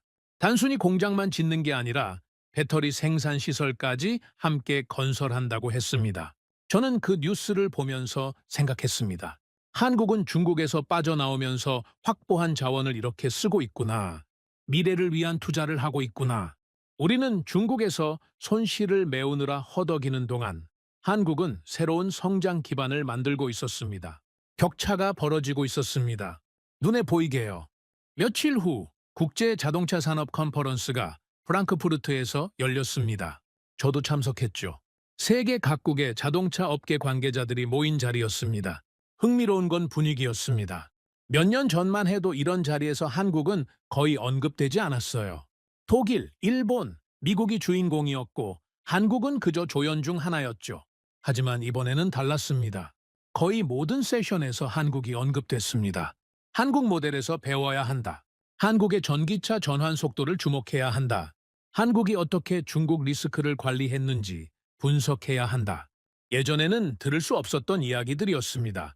패널 토론에서 한 독일 교수가 말했습니다. 우리는 한국을 과소평가했습니다. 한국이 중국에서 철수했을 때 모두가 실패라고 했죠. 하지만 결과적으로 그건 가장 현명한 선택이었습니다. 한국은 손해를 감수하고 미래를 선택했고, 우리는 눈앞의 이익에 매달려 미래를 놓쳤습니다. 청중석에서 누군가가 질문했습니다. 지금이라도 한국처럼 할 수 있습니까? 교수가 고개를 저었습니다. 쉽지 않습니다. 한국은 타이밍이 좋았어요. 중국 비중이 상대적으로 낮을 때 빠져나왔죠. 지금 독일이나 일본이 같은 선택을 하려면 훨씬 더 큰 비용을 치러야 합니다. 하지만 그렇다고 아무것도 안 할 수는 없죠. 늦었다고 생각할 때가 가장 빠른 때라는 말도 있지 않습니까? 컨퍼런스가 끝나고 저는 한국 측 참석자와 이야기를 나눌 기회가 있었습니다. 현대자동차 유럽 법인의 김상무였죠. 컨퍼런스 잘 보셨습니까? 김상무가 웃으며 말했습니다. 예전과 분위기가 많이 달라졌더군요. 한국이 이렇게 주목받는 건 처음인 것 같습니다. 당연히 주목받아야죠. 한국이 해낸 일이 대단하니까요. 솔직히 부럽습니다. 부럽다고요? 독일분이 한국을 부러워하시다니 격세지감입니다. 저는 진지하게 말했습니다. 농담이 아닙니다. 한국이 보여준 의사결정 속도, 실행력, 위기 대응 능력, 이런 것들이 정말 부럽습니다. 우리는 아직도 회의만 하고 있거든요. 김상무가 고개를 끄덕이며 말했습니다.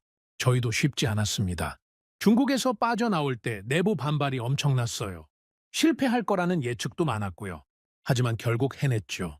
돌이켜보면 그때 결정을 내린 게 지금의 결과를 만든 것 같습니다. 그 결정을 내릴 수 있었던 원동력이 뭐였습니까? 김상무가 잠시 생각하더니 대답했습니다. 위기의식이었던 것 같습니다. 한국은 항상 위기의식 속에서 살아왔어요. 내수 시장이 작으니까 해외에서 성공하지 못하면 살아남을 수 없었죠. 그래서 변화에 민감하고 빠르게 적응하는 게 몸에 배어 있습니다. 독일은 다르죠? 너무 오랫동안 성공해왔으니까요. 맞습니다. 성공은 때로 독이 됩니다. 과거의 성공 방식에 집착하게 만들거든요.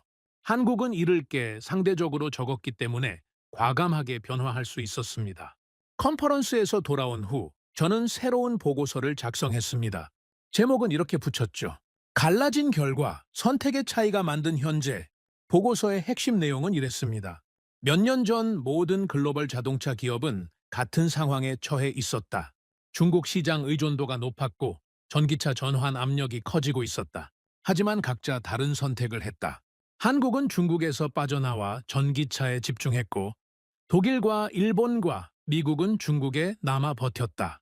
그 선택의 차이가 지금의 결과를 만들었다. 보고서에는 구체적인 숫자도 포함시켰습니다. 현대자동차 전기차 판매 세계 3위, 영업이익률 8%, 중국 매출 비중 5% 미만. 폭스바겐 전기차 판매 세계 5위, 영업이익률 4%, 중국 매출 비중 35%. 도요타 전기차 판매 세계 7위, 영업이익률 5%, 중국 매출 비중 20%. 숫자가 모든 것을 말해주고 있었습니다. 중국 비중이 낮을수록 실적이 좋았고 중국 비중이 높을수록 어려움을 겪고 있었죠. 보고서를 사장에게 제출했습니다. 사장은 숫자들을 한참 동안 들여다봤죠. 카를, 이 숫자들이 정확합니까? 네, 공식 발표 자료와 업계 분석 보고서를 바탕으로 정리한 겁니다. 한국과 우리의 격차가 이렇게까지 벌어졌습니까? 네, 그리고 이 격차는 계속 벌어지고 있습니다. 한국은 미국과 유럽에 새 공장을 짓고 있고 배터리 기술에 대규모 투자를 하고 있습니다. 우리는 중국에서 손실을 메우느라 투자 여력이 줄어들고 있고요. 사장이 한숨을 쉬며 말했습니다. 결국 우리가 틀렸다는 거군요. 틀렸다기보다는 선택의 결과입니다. 당시에는 중국에 남는 게 합리적인 선택처럼 보였죠. 하지만 결과적으로는 한국의 선택이 옳았습니다. 지금이라도 바꿀 수 있습니까? 저는 솔직하게 대답했습니다. 완전히 따라잡기는 어렵습니다. 하지만 격차가 더 벌어지는 건 막을 수 있습니다. 지금 당장 방향을 바꾸면요. 사장이 창밖을 바라보며 말했습니다. 100년 된 회사입니다. 세계 자동차 산업을 이끌어왔다고 자부했죠. 그런데 이제는 한국에서 배워야 한다니. 참 아이러니합니다. 아이러니하지만 현실입니다. 현실을 받아들이는 게 첫 번째 단계입니다. 그날 밤 저는 사무실에서 창밖을 바라봤습니다. 미넨의 야경 너머로 먼 미래가 보이는 것 같았죠. 자동차 산업의 지형이 바뀌고 있었습니다. 100년 동안 유지됐던 질서가 무너지고 새로운 질서가 만들어지고 있었습니다. 한국은 그 새로운 질서의 중심에 서고 있었습니다. 우리는 아직 과거에 발이 묶여 있었고요. 하지만 아직 늦지 않았다고 믿고 싶었습니다. 지금이라도 변화를 시작하면 살아남을 수 있다고요. 그게 제가 할 수 있는 일이었습니다. 계속해서 경고하고 설득하고 변화를 촉구하는 것. 누군가는 들을 거라고 믿으면서요. 보고서 마지막에 이렇게 썼습니다. 우리는 중국을 선택했고 한국은 중국을 버렸다. 그 차이가 지금의 결과를 만들었다. 이제 선택의 시간이 다시 왔다. 과거에 매달릴 것인가, 미래를 향해 갈 것인가. 이번에는 제대로 된 선택을 해야 한다. 그해 겨울 세계적인 신용평가사에서 보고서가 발표됐습니다. 글로벌 자동차 산업 전망 보고서였죠. 저는 그 보고서를 받자마자 정독했습니다. 그리고 읽으면서 여러 번 멈춰야 했습니다. 충격적인 내용이 너무 많았거든요. 보고서의 핵심 내용은 이랬습니다. 독일과 일본 자동차 산업의 구조적 리스크가 존재하며 중국 시장 의존도 자체가 신용 등급 평가에 부정적 요소로 작용한다는 것이었죠. 반면 한국 자동차 산업은 리스크 관리 우수 사례로 언급됐습니다. 저는 해당 부분을 몇 번이고 다시 읽었습니다. 불과 몇 년 전만 해도 한국이 중국에서 철수했을 때 모두가 실패라고 했습니다. 그런데 이제는 국제신용평가사가 그 선택을 우수 사례라고 평가하고 있었죠. 세상이 완전히 뒤집힌 겁니다. 분석팀장에게 보고서를 보여줬습니다. 이거 봤습니까? 분석팀장이 보고서를 훑어보더니 한숨을 쉬었습니다. 중국 의존도가 리스크 요소라니. 몇 년 전만 해도 중국 시장 점유율이 높으면 좋은 평가를 받았는데 이제는 완전히 반대가 됐군요. 시대가 바뀐 겁니다. 중국 시장이 기회에서 리스크로 바뀌었어요. 그리고 그 변화를 가장 먼저 인식하고 대응한 게 한국입니다. 며칠 후 또 다른 보고서가 발표됐습니다. 이번에는 글로벌 투자은행에서 나온 자동차 산업 분석 보고서였죠. 제목부터 충격적이었습니다. 자동차 산업의 새로운 승자 한국의 부상과 전통 강자들의 위기. 보고서는 각 국가별 자동차 산업을 상세히 분석하고 있었습니다. 독일에 대해서는 이렇게 평가했죠. 기술력은 여전히 우수하나 중국 시장 의존도가 높아 구조적 취약성이 존재한다. 전기차 전환 속도가 경쟁사 대비 느리며 의사결정 구조가 복잡해 시장 변화에 대한 대응이 지연되고 있다. 투자 의견 하향 조정. 일본에 대해서는 이렇게 썼습니다. 하이브리드 기술에 대한 과도한 집착으로 전기차 전환이 늦어졌다. 중국 시장에서의 경쟁력 약화가 심각하며 회복 가능성이 불투명하다. 투자 의견 중립. 그리고 한국에 대해서는 이렇게 평가했죠. 중국 리스크를 조기에 인식하고 선제적으로 대응했다. 전기차와 배터리 분야에서 글로벌 경쟁력을 확보했으며 북미와 유럽 시장에서 점유율을 빠르게 확대하고 있다. 수익성과 성장성 모두 양호하다. 투자 의견 상향 조정. 저는 이 보고서를 들고 사장실로 갔습니다. 사장님, 이 보고서 보셨습니까? 사장이 고개를 끄덕였습니다. 봤습니다. 아침에 비서가 가져왔어요. 어떻게 생각하십니까? 사장이 무거운 표정으로 말했습니다. 뼈 아프죠. 우리가 투자 의견 하향 조정을 받다니. 100년 역사에서 이런 일은 처음입니다. 이제 세계가 공식적으로 인정한 겁니다. 우리가 뒤처지고 있다는 걸요. 더 이상 부정할 수 없는 현실이 됐습니다. 사장이 한숨을 쉬며 말했습니다. 카를, 당신이 처음 한국 이야기를 꺼냈을 때 솔직히 대수롭지 않게 생각했어요. 한국이 뭐 대단하겠어. 그냥 일시적인 현상이겠지 하고요. 하지만 당신이 맞았습니다. 우리가 틀렸어요. 맞고 틀리고가 중요한 게 아닙니다. 중요한 건 지금부터 어떻게 하느냐입니다. 이사회에서 논의가 시작됐습니다. 드디어요. 이 보고서들이 결정적인 역할을 했어요. 외부에서 이렇게 평가하니까 더 이상 무시할 수 없게 됐죠. 그 주에 긴급 이사회가 열렸습니다. 안건은 단 하나였죠. 회사의 장기 전략 재검토. 저도 참석해서 발표를 했습니다. 지난 몇 년간의 데이터, 한국 출장에서 얻은 인사이트, 그리고 최근 발표된 국제 보고서들의 분석까지 모두 포함시켰죠. 발표가 끝나고 질의응답 시간이 됐습니다. 한 이사가 물었습니다. 폰 슈타인 씨, 솔직하게 말해주세요. 우리가 지금 어느 위치에 있습니까? 한국과 비교해서요. 저는 잠시 생각한 후 대답했습니다. 솔직히 말씀드리면 최소 5년은 뒤처져 있습니다. 전기차 판매량, 배터리 기술, 수익성, 시장 다변화 모든 면에서 한국이 앞서 있습니다. 그리고 이 격차는 현재 속도로는 좁혀지지 않습니다. 오히려 벌어지고 있죠. 5년이요? 그렇게까지 심각합니까? 네, 심각합니다. 하지만 5년 뒤처진 게 문제가 아닙니다. 문제는 격차가 계속 벌어지고 있다는 겁니다. 우리가 한 발 움직이는 동안 한국은 세 발을 움직이고 있어요. 이 속도 차이를 줄이지 않으면 5년이 10년이 되고 10년이 영원히 따라잡을 수 없는 격차가 됩니다. 다른 이사가 물었습니다. 구체적으로 한국이 뭘 잘했습니까? 기술력입니까? 자본력입니까? 둘 다 아닙니다. 기술력은 우리도 있고 자본력은 우리가 더 많습니다. 한국이 잘한 건 결정입니다. 손해를 인정하고 빠르게 방향을 튼 거죠. 중국에서 철수하는 결정을 내리는데 우리 같으면 몇 년이 걸렸을 겁니다. 한국은 몇 달 만에 해냈어요. 그 속도의 차이가 지금의 결과를 만든 겁니다. 우리도 그렇게 빠르게 결정할 수 있습니까? 저는 솔직하게 대답했습니다. 구조적으로 어렵습니다. 한국은 오너 중심 체제라서 빠른 결정이 가능합니다. 우리는 이사회, 주주총회, 노조 협의 등 거쳐야 할 단계가 많죠. 하지만 불가능하다고 포기할 수는 없습니다. 구조를 바꿀 수 없다면 그 안에서 최대한 빠르게 움직여야 합니다. 이사회는 오랜 시간 논의 끝에 몇 가지 결정을 내렸습니다. 중국 신규 투자 동결, 전기차 투자 확대, 북미 및 유럽 생산시설 강화. 획기적인 변화는 아니었지만 적어도 방향은 잡힌 셈이었죠. 회의가 끝나고 복돼서 한 이사가 저에게 다가왔습니다. 가장 오래된 이사 중 한 분이었죠. 폰 슈타인 씨, 잠깐 이야기합시다. 네, 말씀하십시오. 이사가 창밖을 바라보며 말했습니다. 나는 이 회사에서 40년을 일했습니다. 독일 자동차 산업이 세계 최고라는 자부심을 갖고 살아왔죠. 그런데 이제는 한국에서 배워야 한다니 참 기분이 묘합니다. 이해합니다. 저도 처음에는 받아들이기 어려웠습니다. 하지만 당신 말이 맞아요. 현실을 부정한다고 현실이 바뀌지는 않죠. 우리가 뒤처졌다는 걸 인정해야 따라잡을 수 있습니다. 자존심 때문에 현실을 외면하면 영영 따라잡지 못해요. 감사합니다. 그렇게 말씀해 주시니 힘이 납니다. 이사가 저를 바라보며 말했습니다. 폰 슈타인 씨, 당신은 불편한 진실을 말하는 사람입니다. 이 조직에서 그런 사람은 드물어요. 대부분은 윗사람이 듣고 싶어 하는 말만 하죠. 하지만 당신은 달라요? 계속 그렇게 해주세요. 이 회사에는 당신 같은 사람이 필요합니다.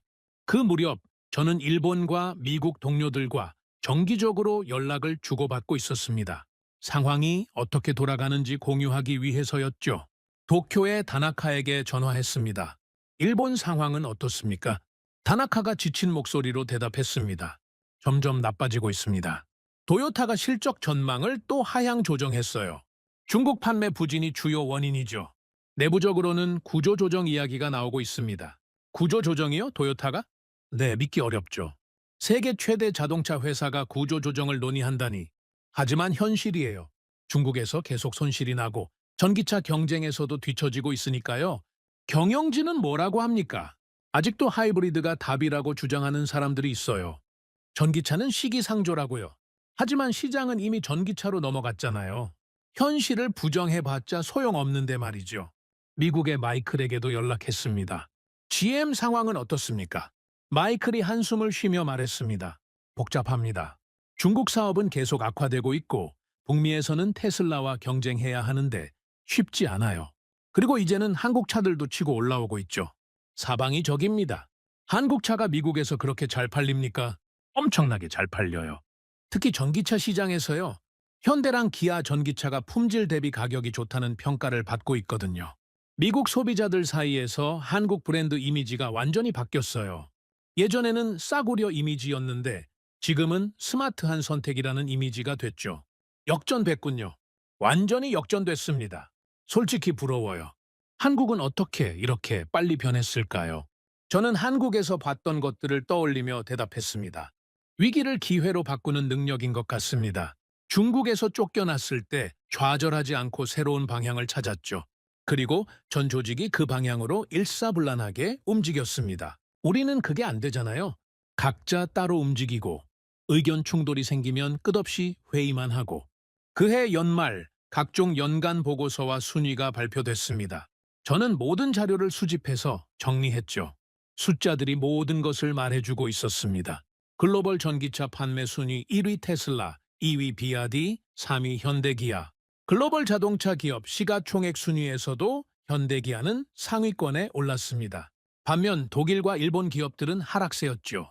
자동차 산업 혁신 지수에서 한국은 미국에 이어 2위를 기록했습니다. 독일은 4위, 일본은 6위로 밀려났죠. 저는 이 숫자들을 보면서 생각했습니다. 이제 정말 세계가 결론을 내렸구나. 한국이 승자라는 걸 모두가 인정하기 시작했구나. 연말 임원회의에서 저는 이 데이터들을 발표했습니다. 이 숫자들을 보십시오. 전기차 판매, 시가총액, 혁신지수. 모든 면에서 한국이 우리를 앞서고 있습니다. 이건 더 이상 논쟁의 여지가 없는 사실입니다. 사장이 물었습니다. 카를 이 상황을 한마디로 정리하면 뭡니까? 저는 잠시 생각한 후 대답했습니다. 판정이 났습니다. 세계가 먼저 결론을 내렸어요. 우리가 인정하든 안 하든 시장은 이미 한국의 손을 들어줬습니다. 이제 우리가 할 일은 이 현실을 받아들이고 거기서부터 다시 시작하는 겁니다. 다시 시작한다는 게 구체적으로 무슨 뜻입니까? 겸손해져야 합니다. 100년 전통, 기술 강국, 자동차, 종주국 이런 타이틀에 더 이상 기대면 안 됩니다. 오히려 그런 과거의 영광이 우리 발목을 잡고 있어요. 한국은 그런 짐이 없었기 때문에 가볍게 움직일 수 있었습니다. 우리도 과거를 내려놓아야 합니다. 회의가 끝나고 저는 사무실로 돌아왔습니다. 창밖으로 미넨의 겨울 풍경이 보였죠. 눈이 내리고 있었습니다. 저는 책상 위에 놓인 자료들을 정리하면서 지난 시간을 돌아봤습니다. 처음 한국 데이터의 이상 징후를 발견했을 때, 한국을 직접 방문했을 때, 보고서를 제출하고 아무 반응이 없었을 때, 그리고 마침내 조직이 움직이기 시작했을 때, 긴 여정이었습니다. 하지만 아직 끝나지 않았죠. 방향은 잡혔지만 실제로 변화가 일어나려면 더 많은 시간과 노력이 필요했습니다. 컴퓨터를 켜고 새해 첫 번째 보고서를 작성하기 시작했습니다. 제목은 이렇게 정했죠. 새로운 시작을 위한 재현 과거를 내려놓고 미래로. 보고서의 첫 문장은 이렇게 썼습니다. 우리는 졌다. 적어도 이번 라운드에서는 졌다. 하지만 게임은 끝나지 않았다. 다음 라운드를 준비해야 한다. 그러려면 먼저 패배를 인정해야 한다. 이 문장을 쓰면서 저는 이상하게도 마음이 가벼워지는 걸 느꼈습니다. 현실을 인정하는 게 고통스럽기만 한 건 아니었습니다. 오히려 명확해지는 느낌이었죠. 어디서부터 시작해야 하는지 알게 되니까요. 창밖의 눈은 계속 내리고 있었습니다. 새해가 다가오고 있었죠. 새로운 시작의 시간이었습니다. 새해가 밝았습니다. 저는 창밖으로 뮌헨의 첫 햇살을 바라보면서 생각에 잠겼죠. 지난 몇 년간 정말 많은 일이 있었습니다. 처음 한국 데이터의 이상 징후를 발견했을 때만 해도 이렇게까지 될 줄은 몰랐습니다. 그해 봄, 저는 회사에서 특별한 임무를 맡게 됐습니다. 자동차 산업의 미래에 대한 장기 전망 보고서를 작성하라는 지시였죠. 이사회에서 직접 요청한 것이었습니다. 사장이 저를 부르며 말했습니다. 칼을 지난 몇 년간 당신이 보여준 분석력을 높이 평가합니다. 이번에는 더 큰 그림을 그려주세요. 자동차 산업이 어디로 가고 있는지, 우리는 어떤 위치에 있는지, 그리고 앞으로 어떻게 해야 하는지 솔직하게 써주세요. 듣기 좋은 이야기 말고 진짜 이야기를요. 저는 그 임무를 받아들이면서 한 가지를 분명히 했습니다. 사장님, 솔직하게 쓰겠습니다. 하지만 솔직한 내용이 불편할 수 있습니다. 그래도 괜찮으시겠습니까? 사장이 고개를 끄덕였죠. 괜찮습니다. 이제는 불편한 진실을 들을 준비가 됐습니다. 저는 보고서 작성을 위해 지난 몇 년간의 모든 자료를 다시 검토했습니다. 한국 출장 기록, 각종 분석 보고서, 국제평가기관 자료, 업계 동향까지 모든 것을 처음부터 다시 살펴봤죠. 그리고 깨달았습니다. 이건 단순히 한 회사나 한 나라의 이야기가 아니었습니다. 100년 자동차 산업의 역사가 바뀌고 있는 거였죠. 주도권이 이동하고 있었습니다. 그것도 아주 빠르게요. 보고서의 첫 번째 장은 이렇게 시작했습니다. 자동차 산업의 주도권이란 무엇인가? 100년 동안 자동차 산업의 주도권은 규모, 전통, 시장 점유율로 정의됐습니다. 가장 많이 팔고, 가장 오래됐고, 가장 넓은 시장을 가진 기업이 주도권을 쥐었죠. 그 기준으로 보면 독일, 일본, 미국이 부동의 강자였습니다. 하지만 지금은 다릅니다. 주도권의 정의 자체가 바뀌었죠. 이제 주도권은 결정을 내릴 수 있는 능력입니다. 시장 변화에 얼마나 빠르게 대응할 수 있는가, 손해를 인정하고 방향을 틀 수 있는가, 미래를 위해 현재를 희생할 수 있는가, 이런 것들이 새로운 기준이 됐습니다. 그리고 그 기준으로 보면 한국이 가장 앞서 있었습니다. 보고서를 쓰면서 저는 한국에서 만났던 사람들을 떠올렸습니다. 현대자동차의 박상무, 울산 공장의 김전무, 그들이 했던 말들이 하나하나 의미 있게 다가왔죠. 박상무가 했던 말이 기억났습니다. 저희는 포기한 게 아닙니다. 방향을 튼 겁니다. 그게 핵심이었습니다. 포기와 전환은 다릅니다. 포기는 끝이지만 전환은 새로운 시작이죠. 한국은 중국을 포기한 게 아니라 미래를 향해 전환한 거였습니다. 보고서의 두 번째 장에서는 독일, 일본, 미국 모델의 한계를 분석했습니다. 독일 모델의 한계는 과거 성공 경험에 대한 집착이었습니다. 100년간 세계 최고였다는 자부심이 오히려 변화를 가로막았죠. 우리는 최고다, 우리 방식이 옳다, 이런 생각이 뿌리 깊게 박혀 있었습니다. 그래서 새로운 현실을 받아들이는데 너무 오래 걸렸죠. 일본 모델의 한계는 지나친 신중함이었습니다. 실수를 두려워한 나머지 결정을 미루고 또 미뤘죠. 조금 더 지켜보자, 상황을 보자, 서두르지 말자. 이런 말들이 반복됐고 그러는 사이에 기회의 창은 닫혀버렸습니다. 미국 모델의 한계는 단기 실적에 대한 집착이었습니다. 월스트리트의 눈치를 보느라 장기적인 결정을 내리지 못했죠. 분기 실적, 주가, 투자자 반응, 이런 것들에 매달리다 보니 정작 중요한 미래 투자는 뒷전으로 밀렸습니다. 세 나라 모두 공통된 문제가 있었습니다. 중국을 포기하지 못한 거였죠. 중국 시장이 너무 컸고 이미 투자한 게 너무 많았으며 빠져나오는 비용이 너무 컸습니다. 그래서 위험한 줄 알면서도 머물렀고 결국 더 큰 손실을 입었습니다. 보고서의 세 번째 장에서는 한국 모델의 핵심을 분석했습니다. 한국 모델의 첫 번째 특징은 손해를 인정하는 속도였습니다. 한국은 중국에서 문제가 생겼을 때 빠르게 현실을 인정했죠. 여기서 버텨봤자 손해만 커진다는 걸 깨닫고 즉시 행동에 옮겼습니다. 다른 나라들이 부정하고 회피하고 미루는 동안 한국은 이미 다음 단계로 넘어갔죠. 두 번째 특징은 위험을 숫자로 계산하는 방식이었습니다. 한국은 감정이 아니라 데이터로 결정했습니다.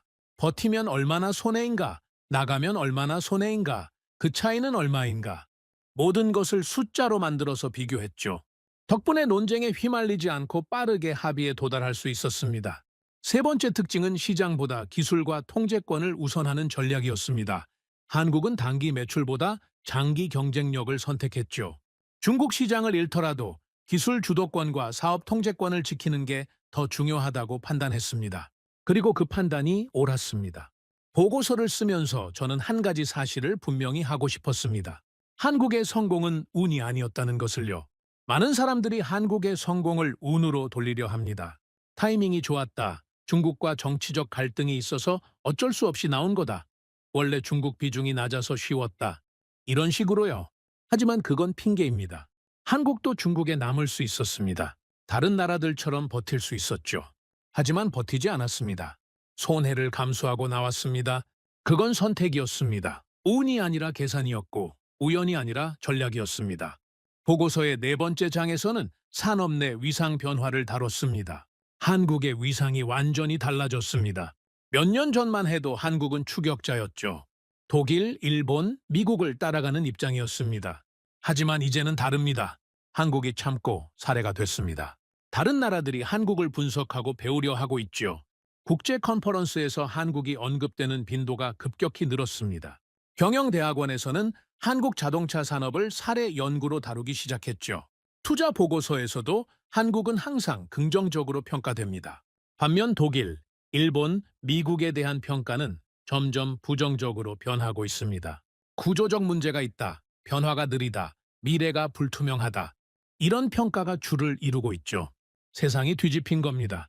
100년간 유지되던 질서가 무너지고 새로운 질서가 만들어지고 있습니다. 보고서의 마지막 장에서는 앞으로의 방향을 제시했습니다. 저는 이렇게 썼습니다. 자동차 산업의 다음 10년은 이미 시작됐다. 그리고 그 시작점에서 우리는 뒤처져 있다. 하지만 아직 끝나지 않았다. 다음 10년을 어떻게 보내느냐에 따라 결과는 달라질 수 있다. 한국에서 배워야 할 것은 기술이 아니다. 전략도 아니다. 결정하는 방법이다. 손해를 인정하는 용기, 빠르게 움직이는 실행력, 미래를 위해 현재를 희생하는 결단력, 이런 것들을 배워야 한다. 우리는 100년간 성공했다. 하지만 과거의 성공이 미래의 성공을 보장하지 않는다. 오히려 과거의 성공이 미래의 실패 원인이 될 수 있다. 과거에 매달리지 말아야 한다. 새로운 시대에는 새로운 방식이 필요하다. 보고서를 완성하고 제출한 후 저는 이사회에서 직접 발표하는 시간을 가졌습니다.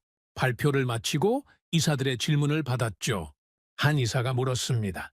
폰 슈타인 씨, 결론적으로 우리가 한국을 이길 수 있습니까? 저는 솔직하게 대답했습니다. 이긴다는 개념 자체를 바꿔야 합니다. 이건 승패를 가리는 게임이 아닙니다. 살아남느냐 마느냐의 문제죠. 한국은 이미 살아남았습니다. 우리는 아직 갈림길에 서 있습니다.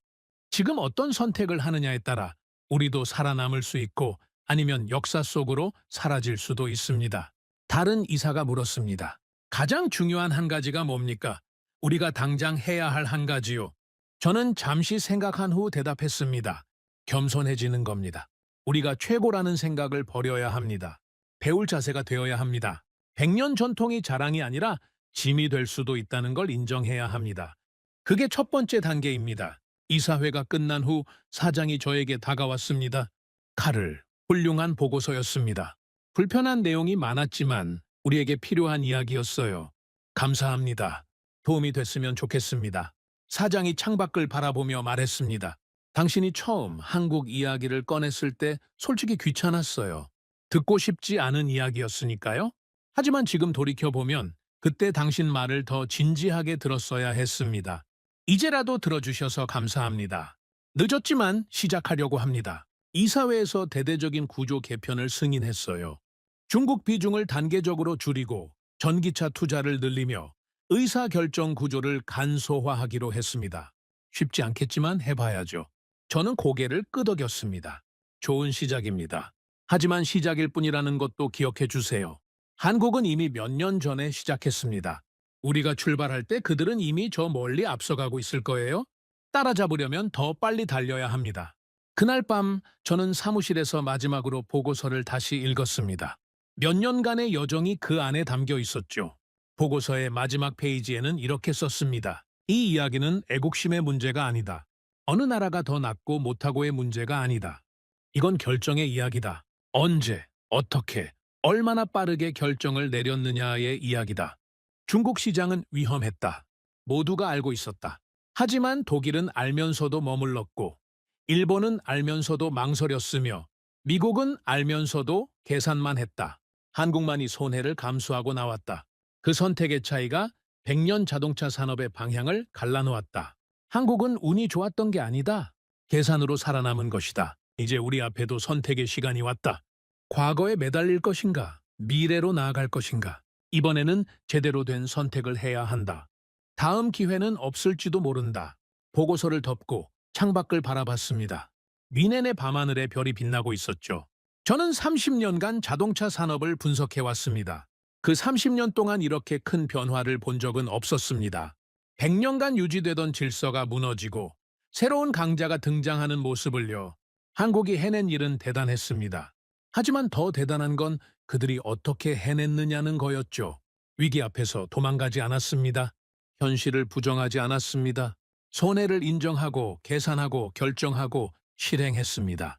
그게 한국 모델의 본질이었습니다. 기술이나 자본이 아니라 결정하는 능력.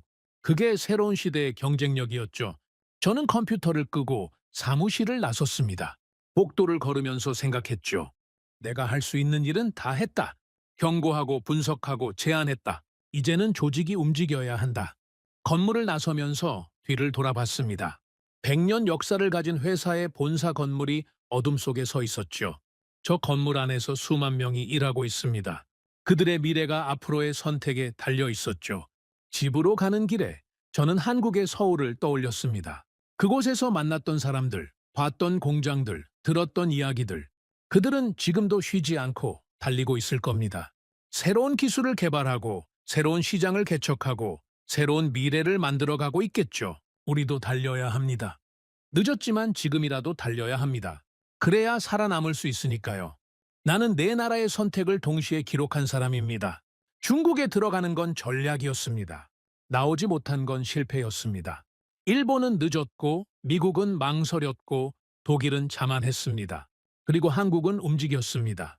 이건 애국심의 이야기가 아닙니다. 결정의 이야기입니다. 그리고 그 결정의 차이가 100년 산업의 주인을 바꿔놓았습니다. 오늘의 사연은 여기까지입니다. 구독과 좋아요는 영상 제작에 아주 큰 힘이 됩니다. 지금까지 감동테라스 저는 소희였습니다. 오늘도 우리 구독자님들의 가정에 따뜻한 행복이 가득하시길 진심으로 바라겠습니다.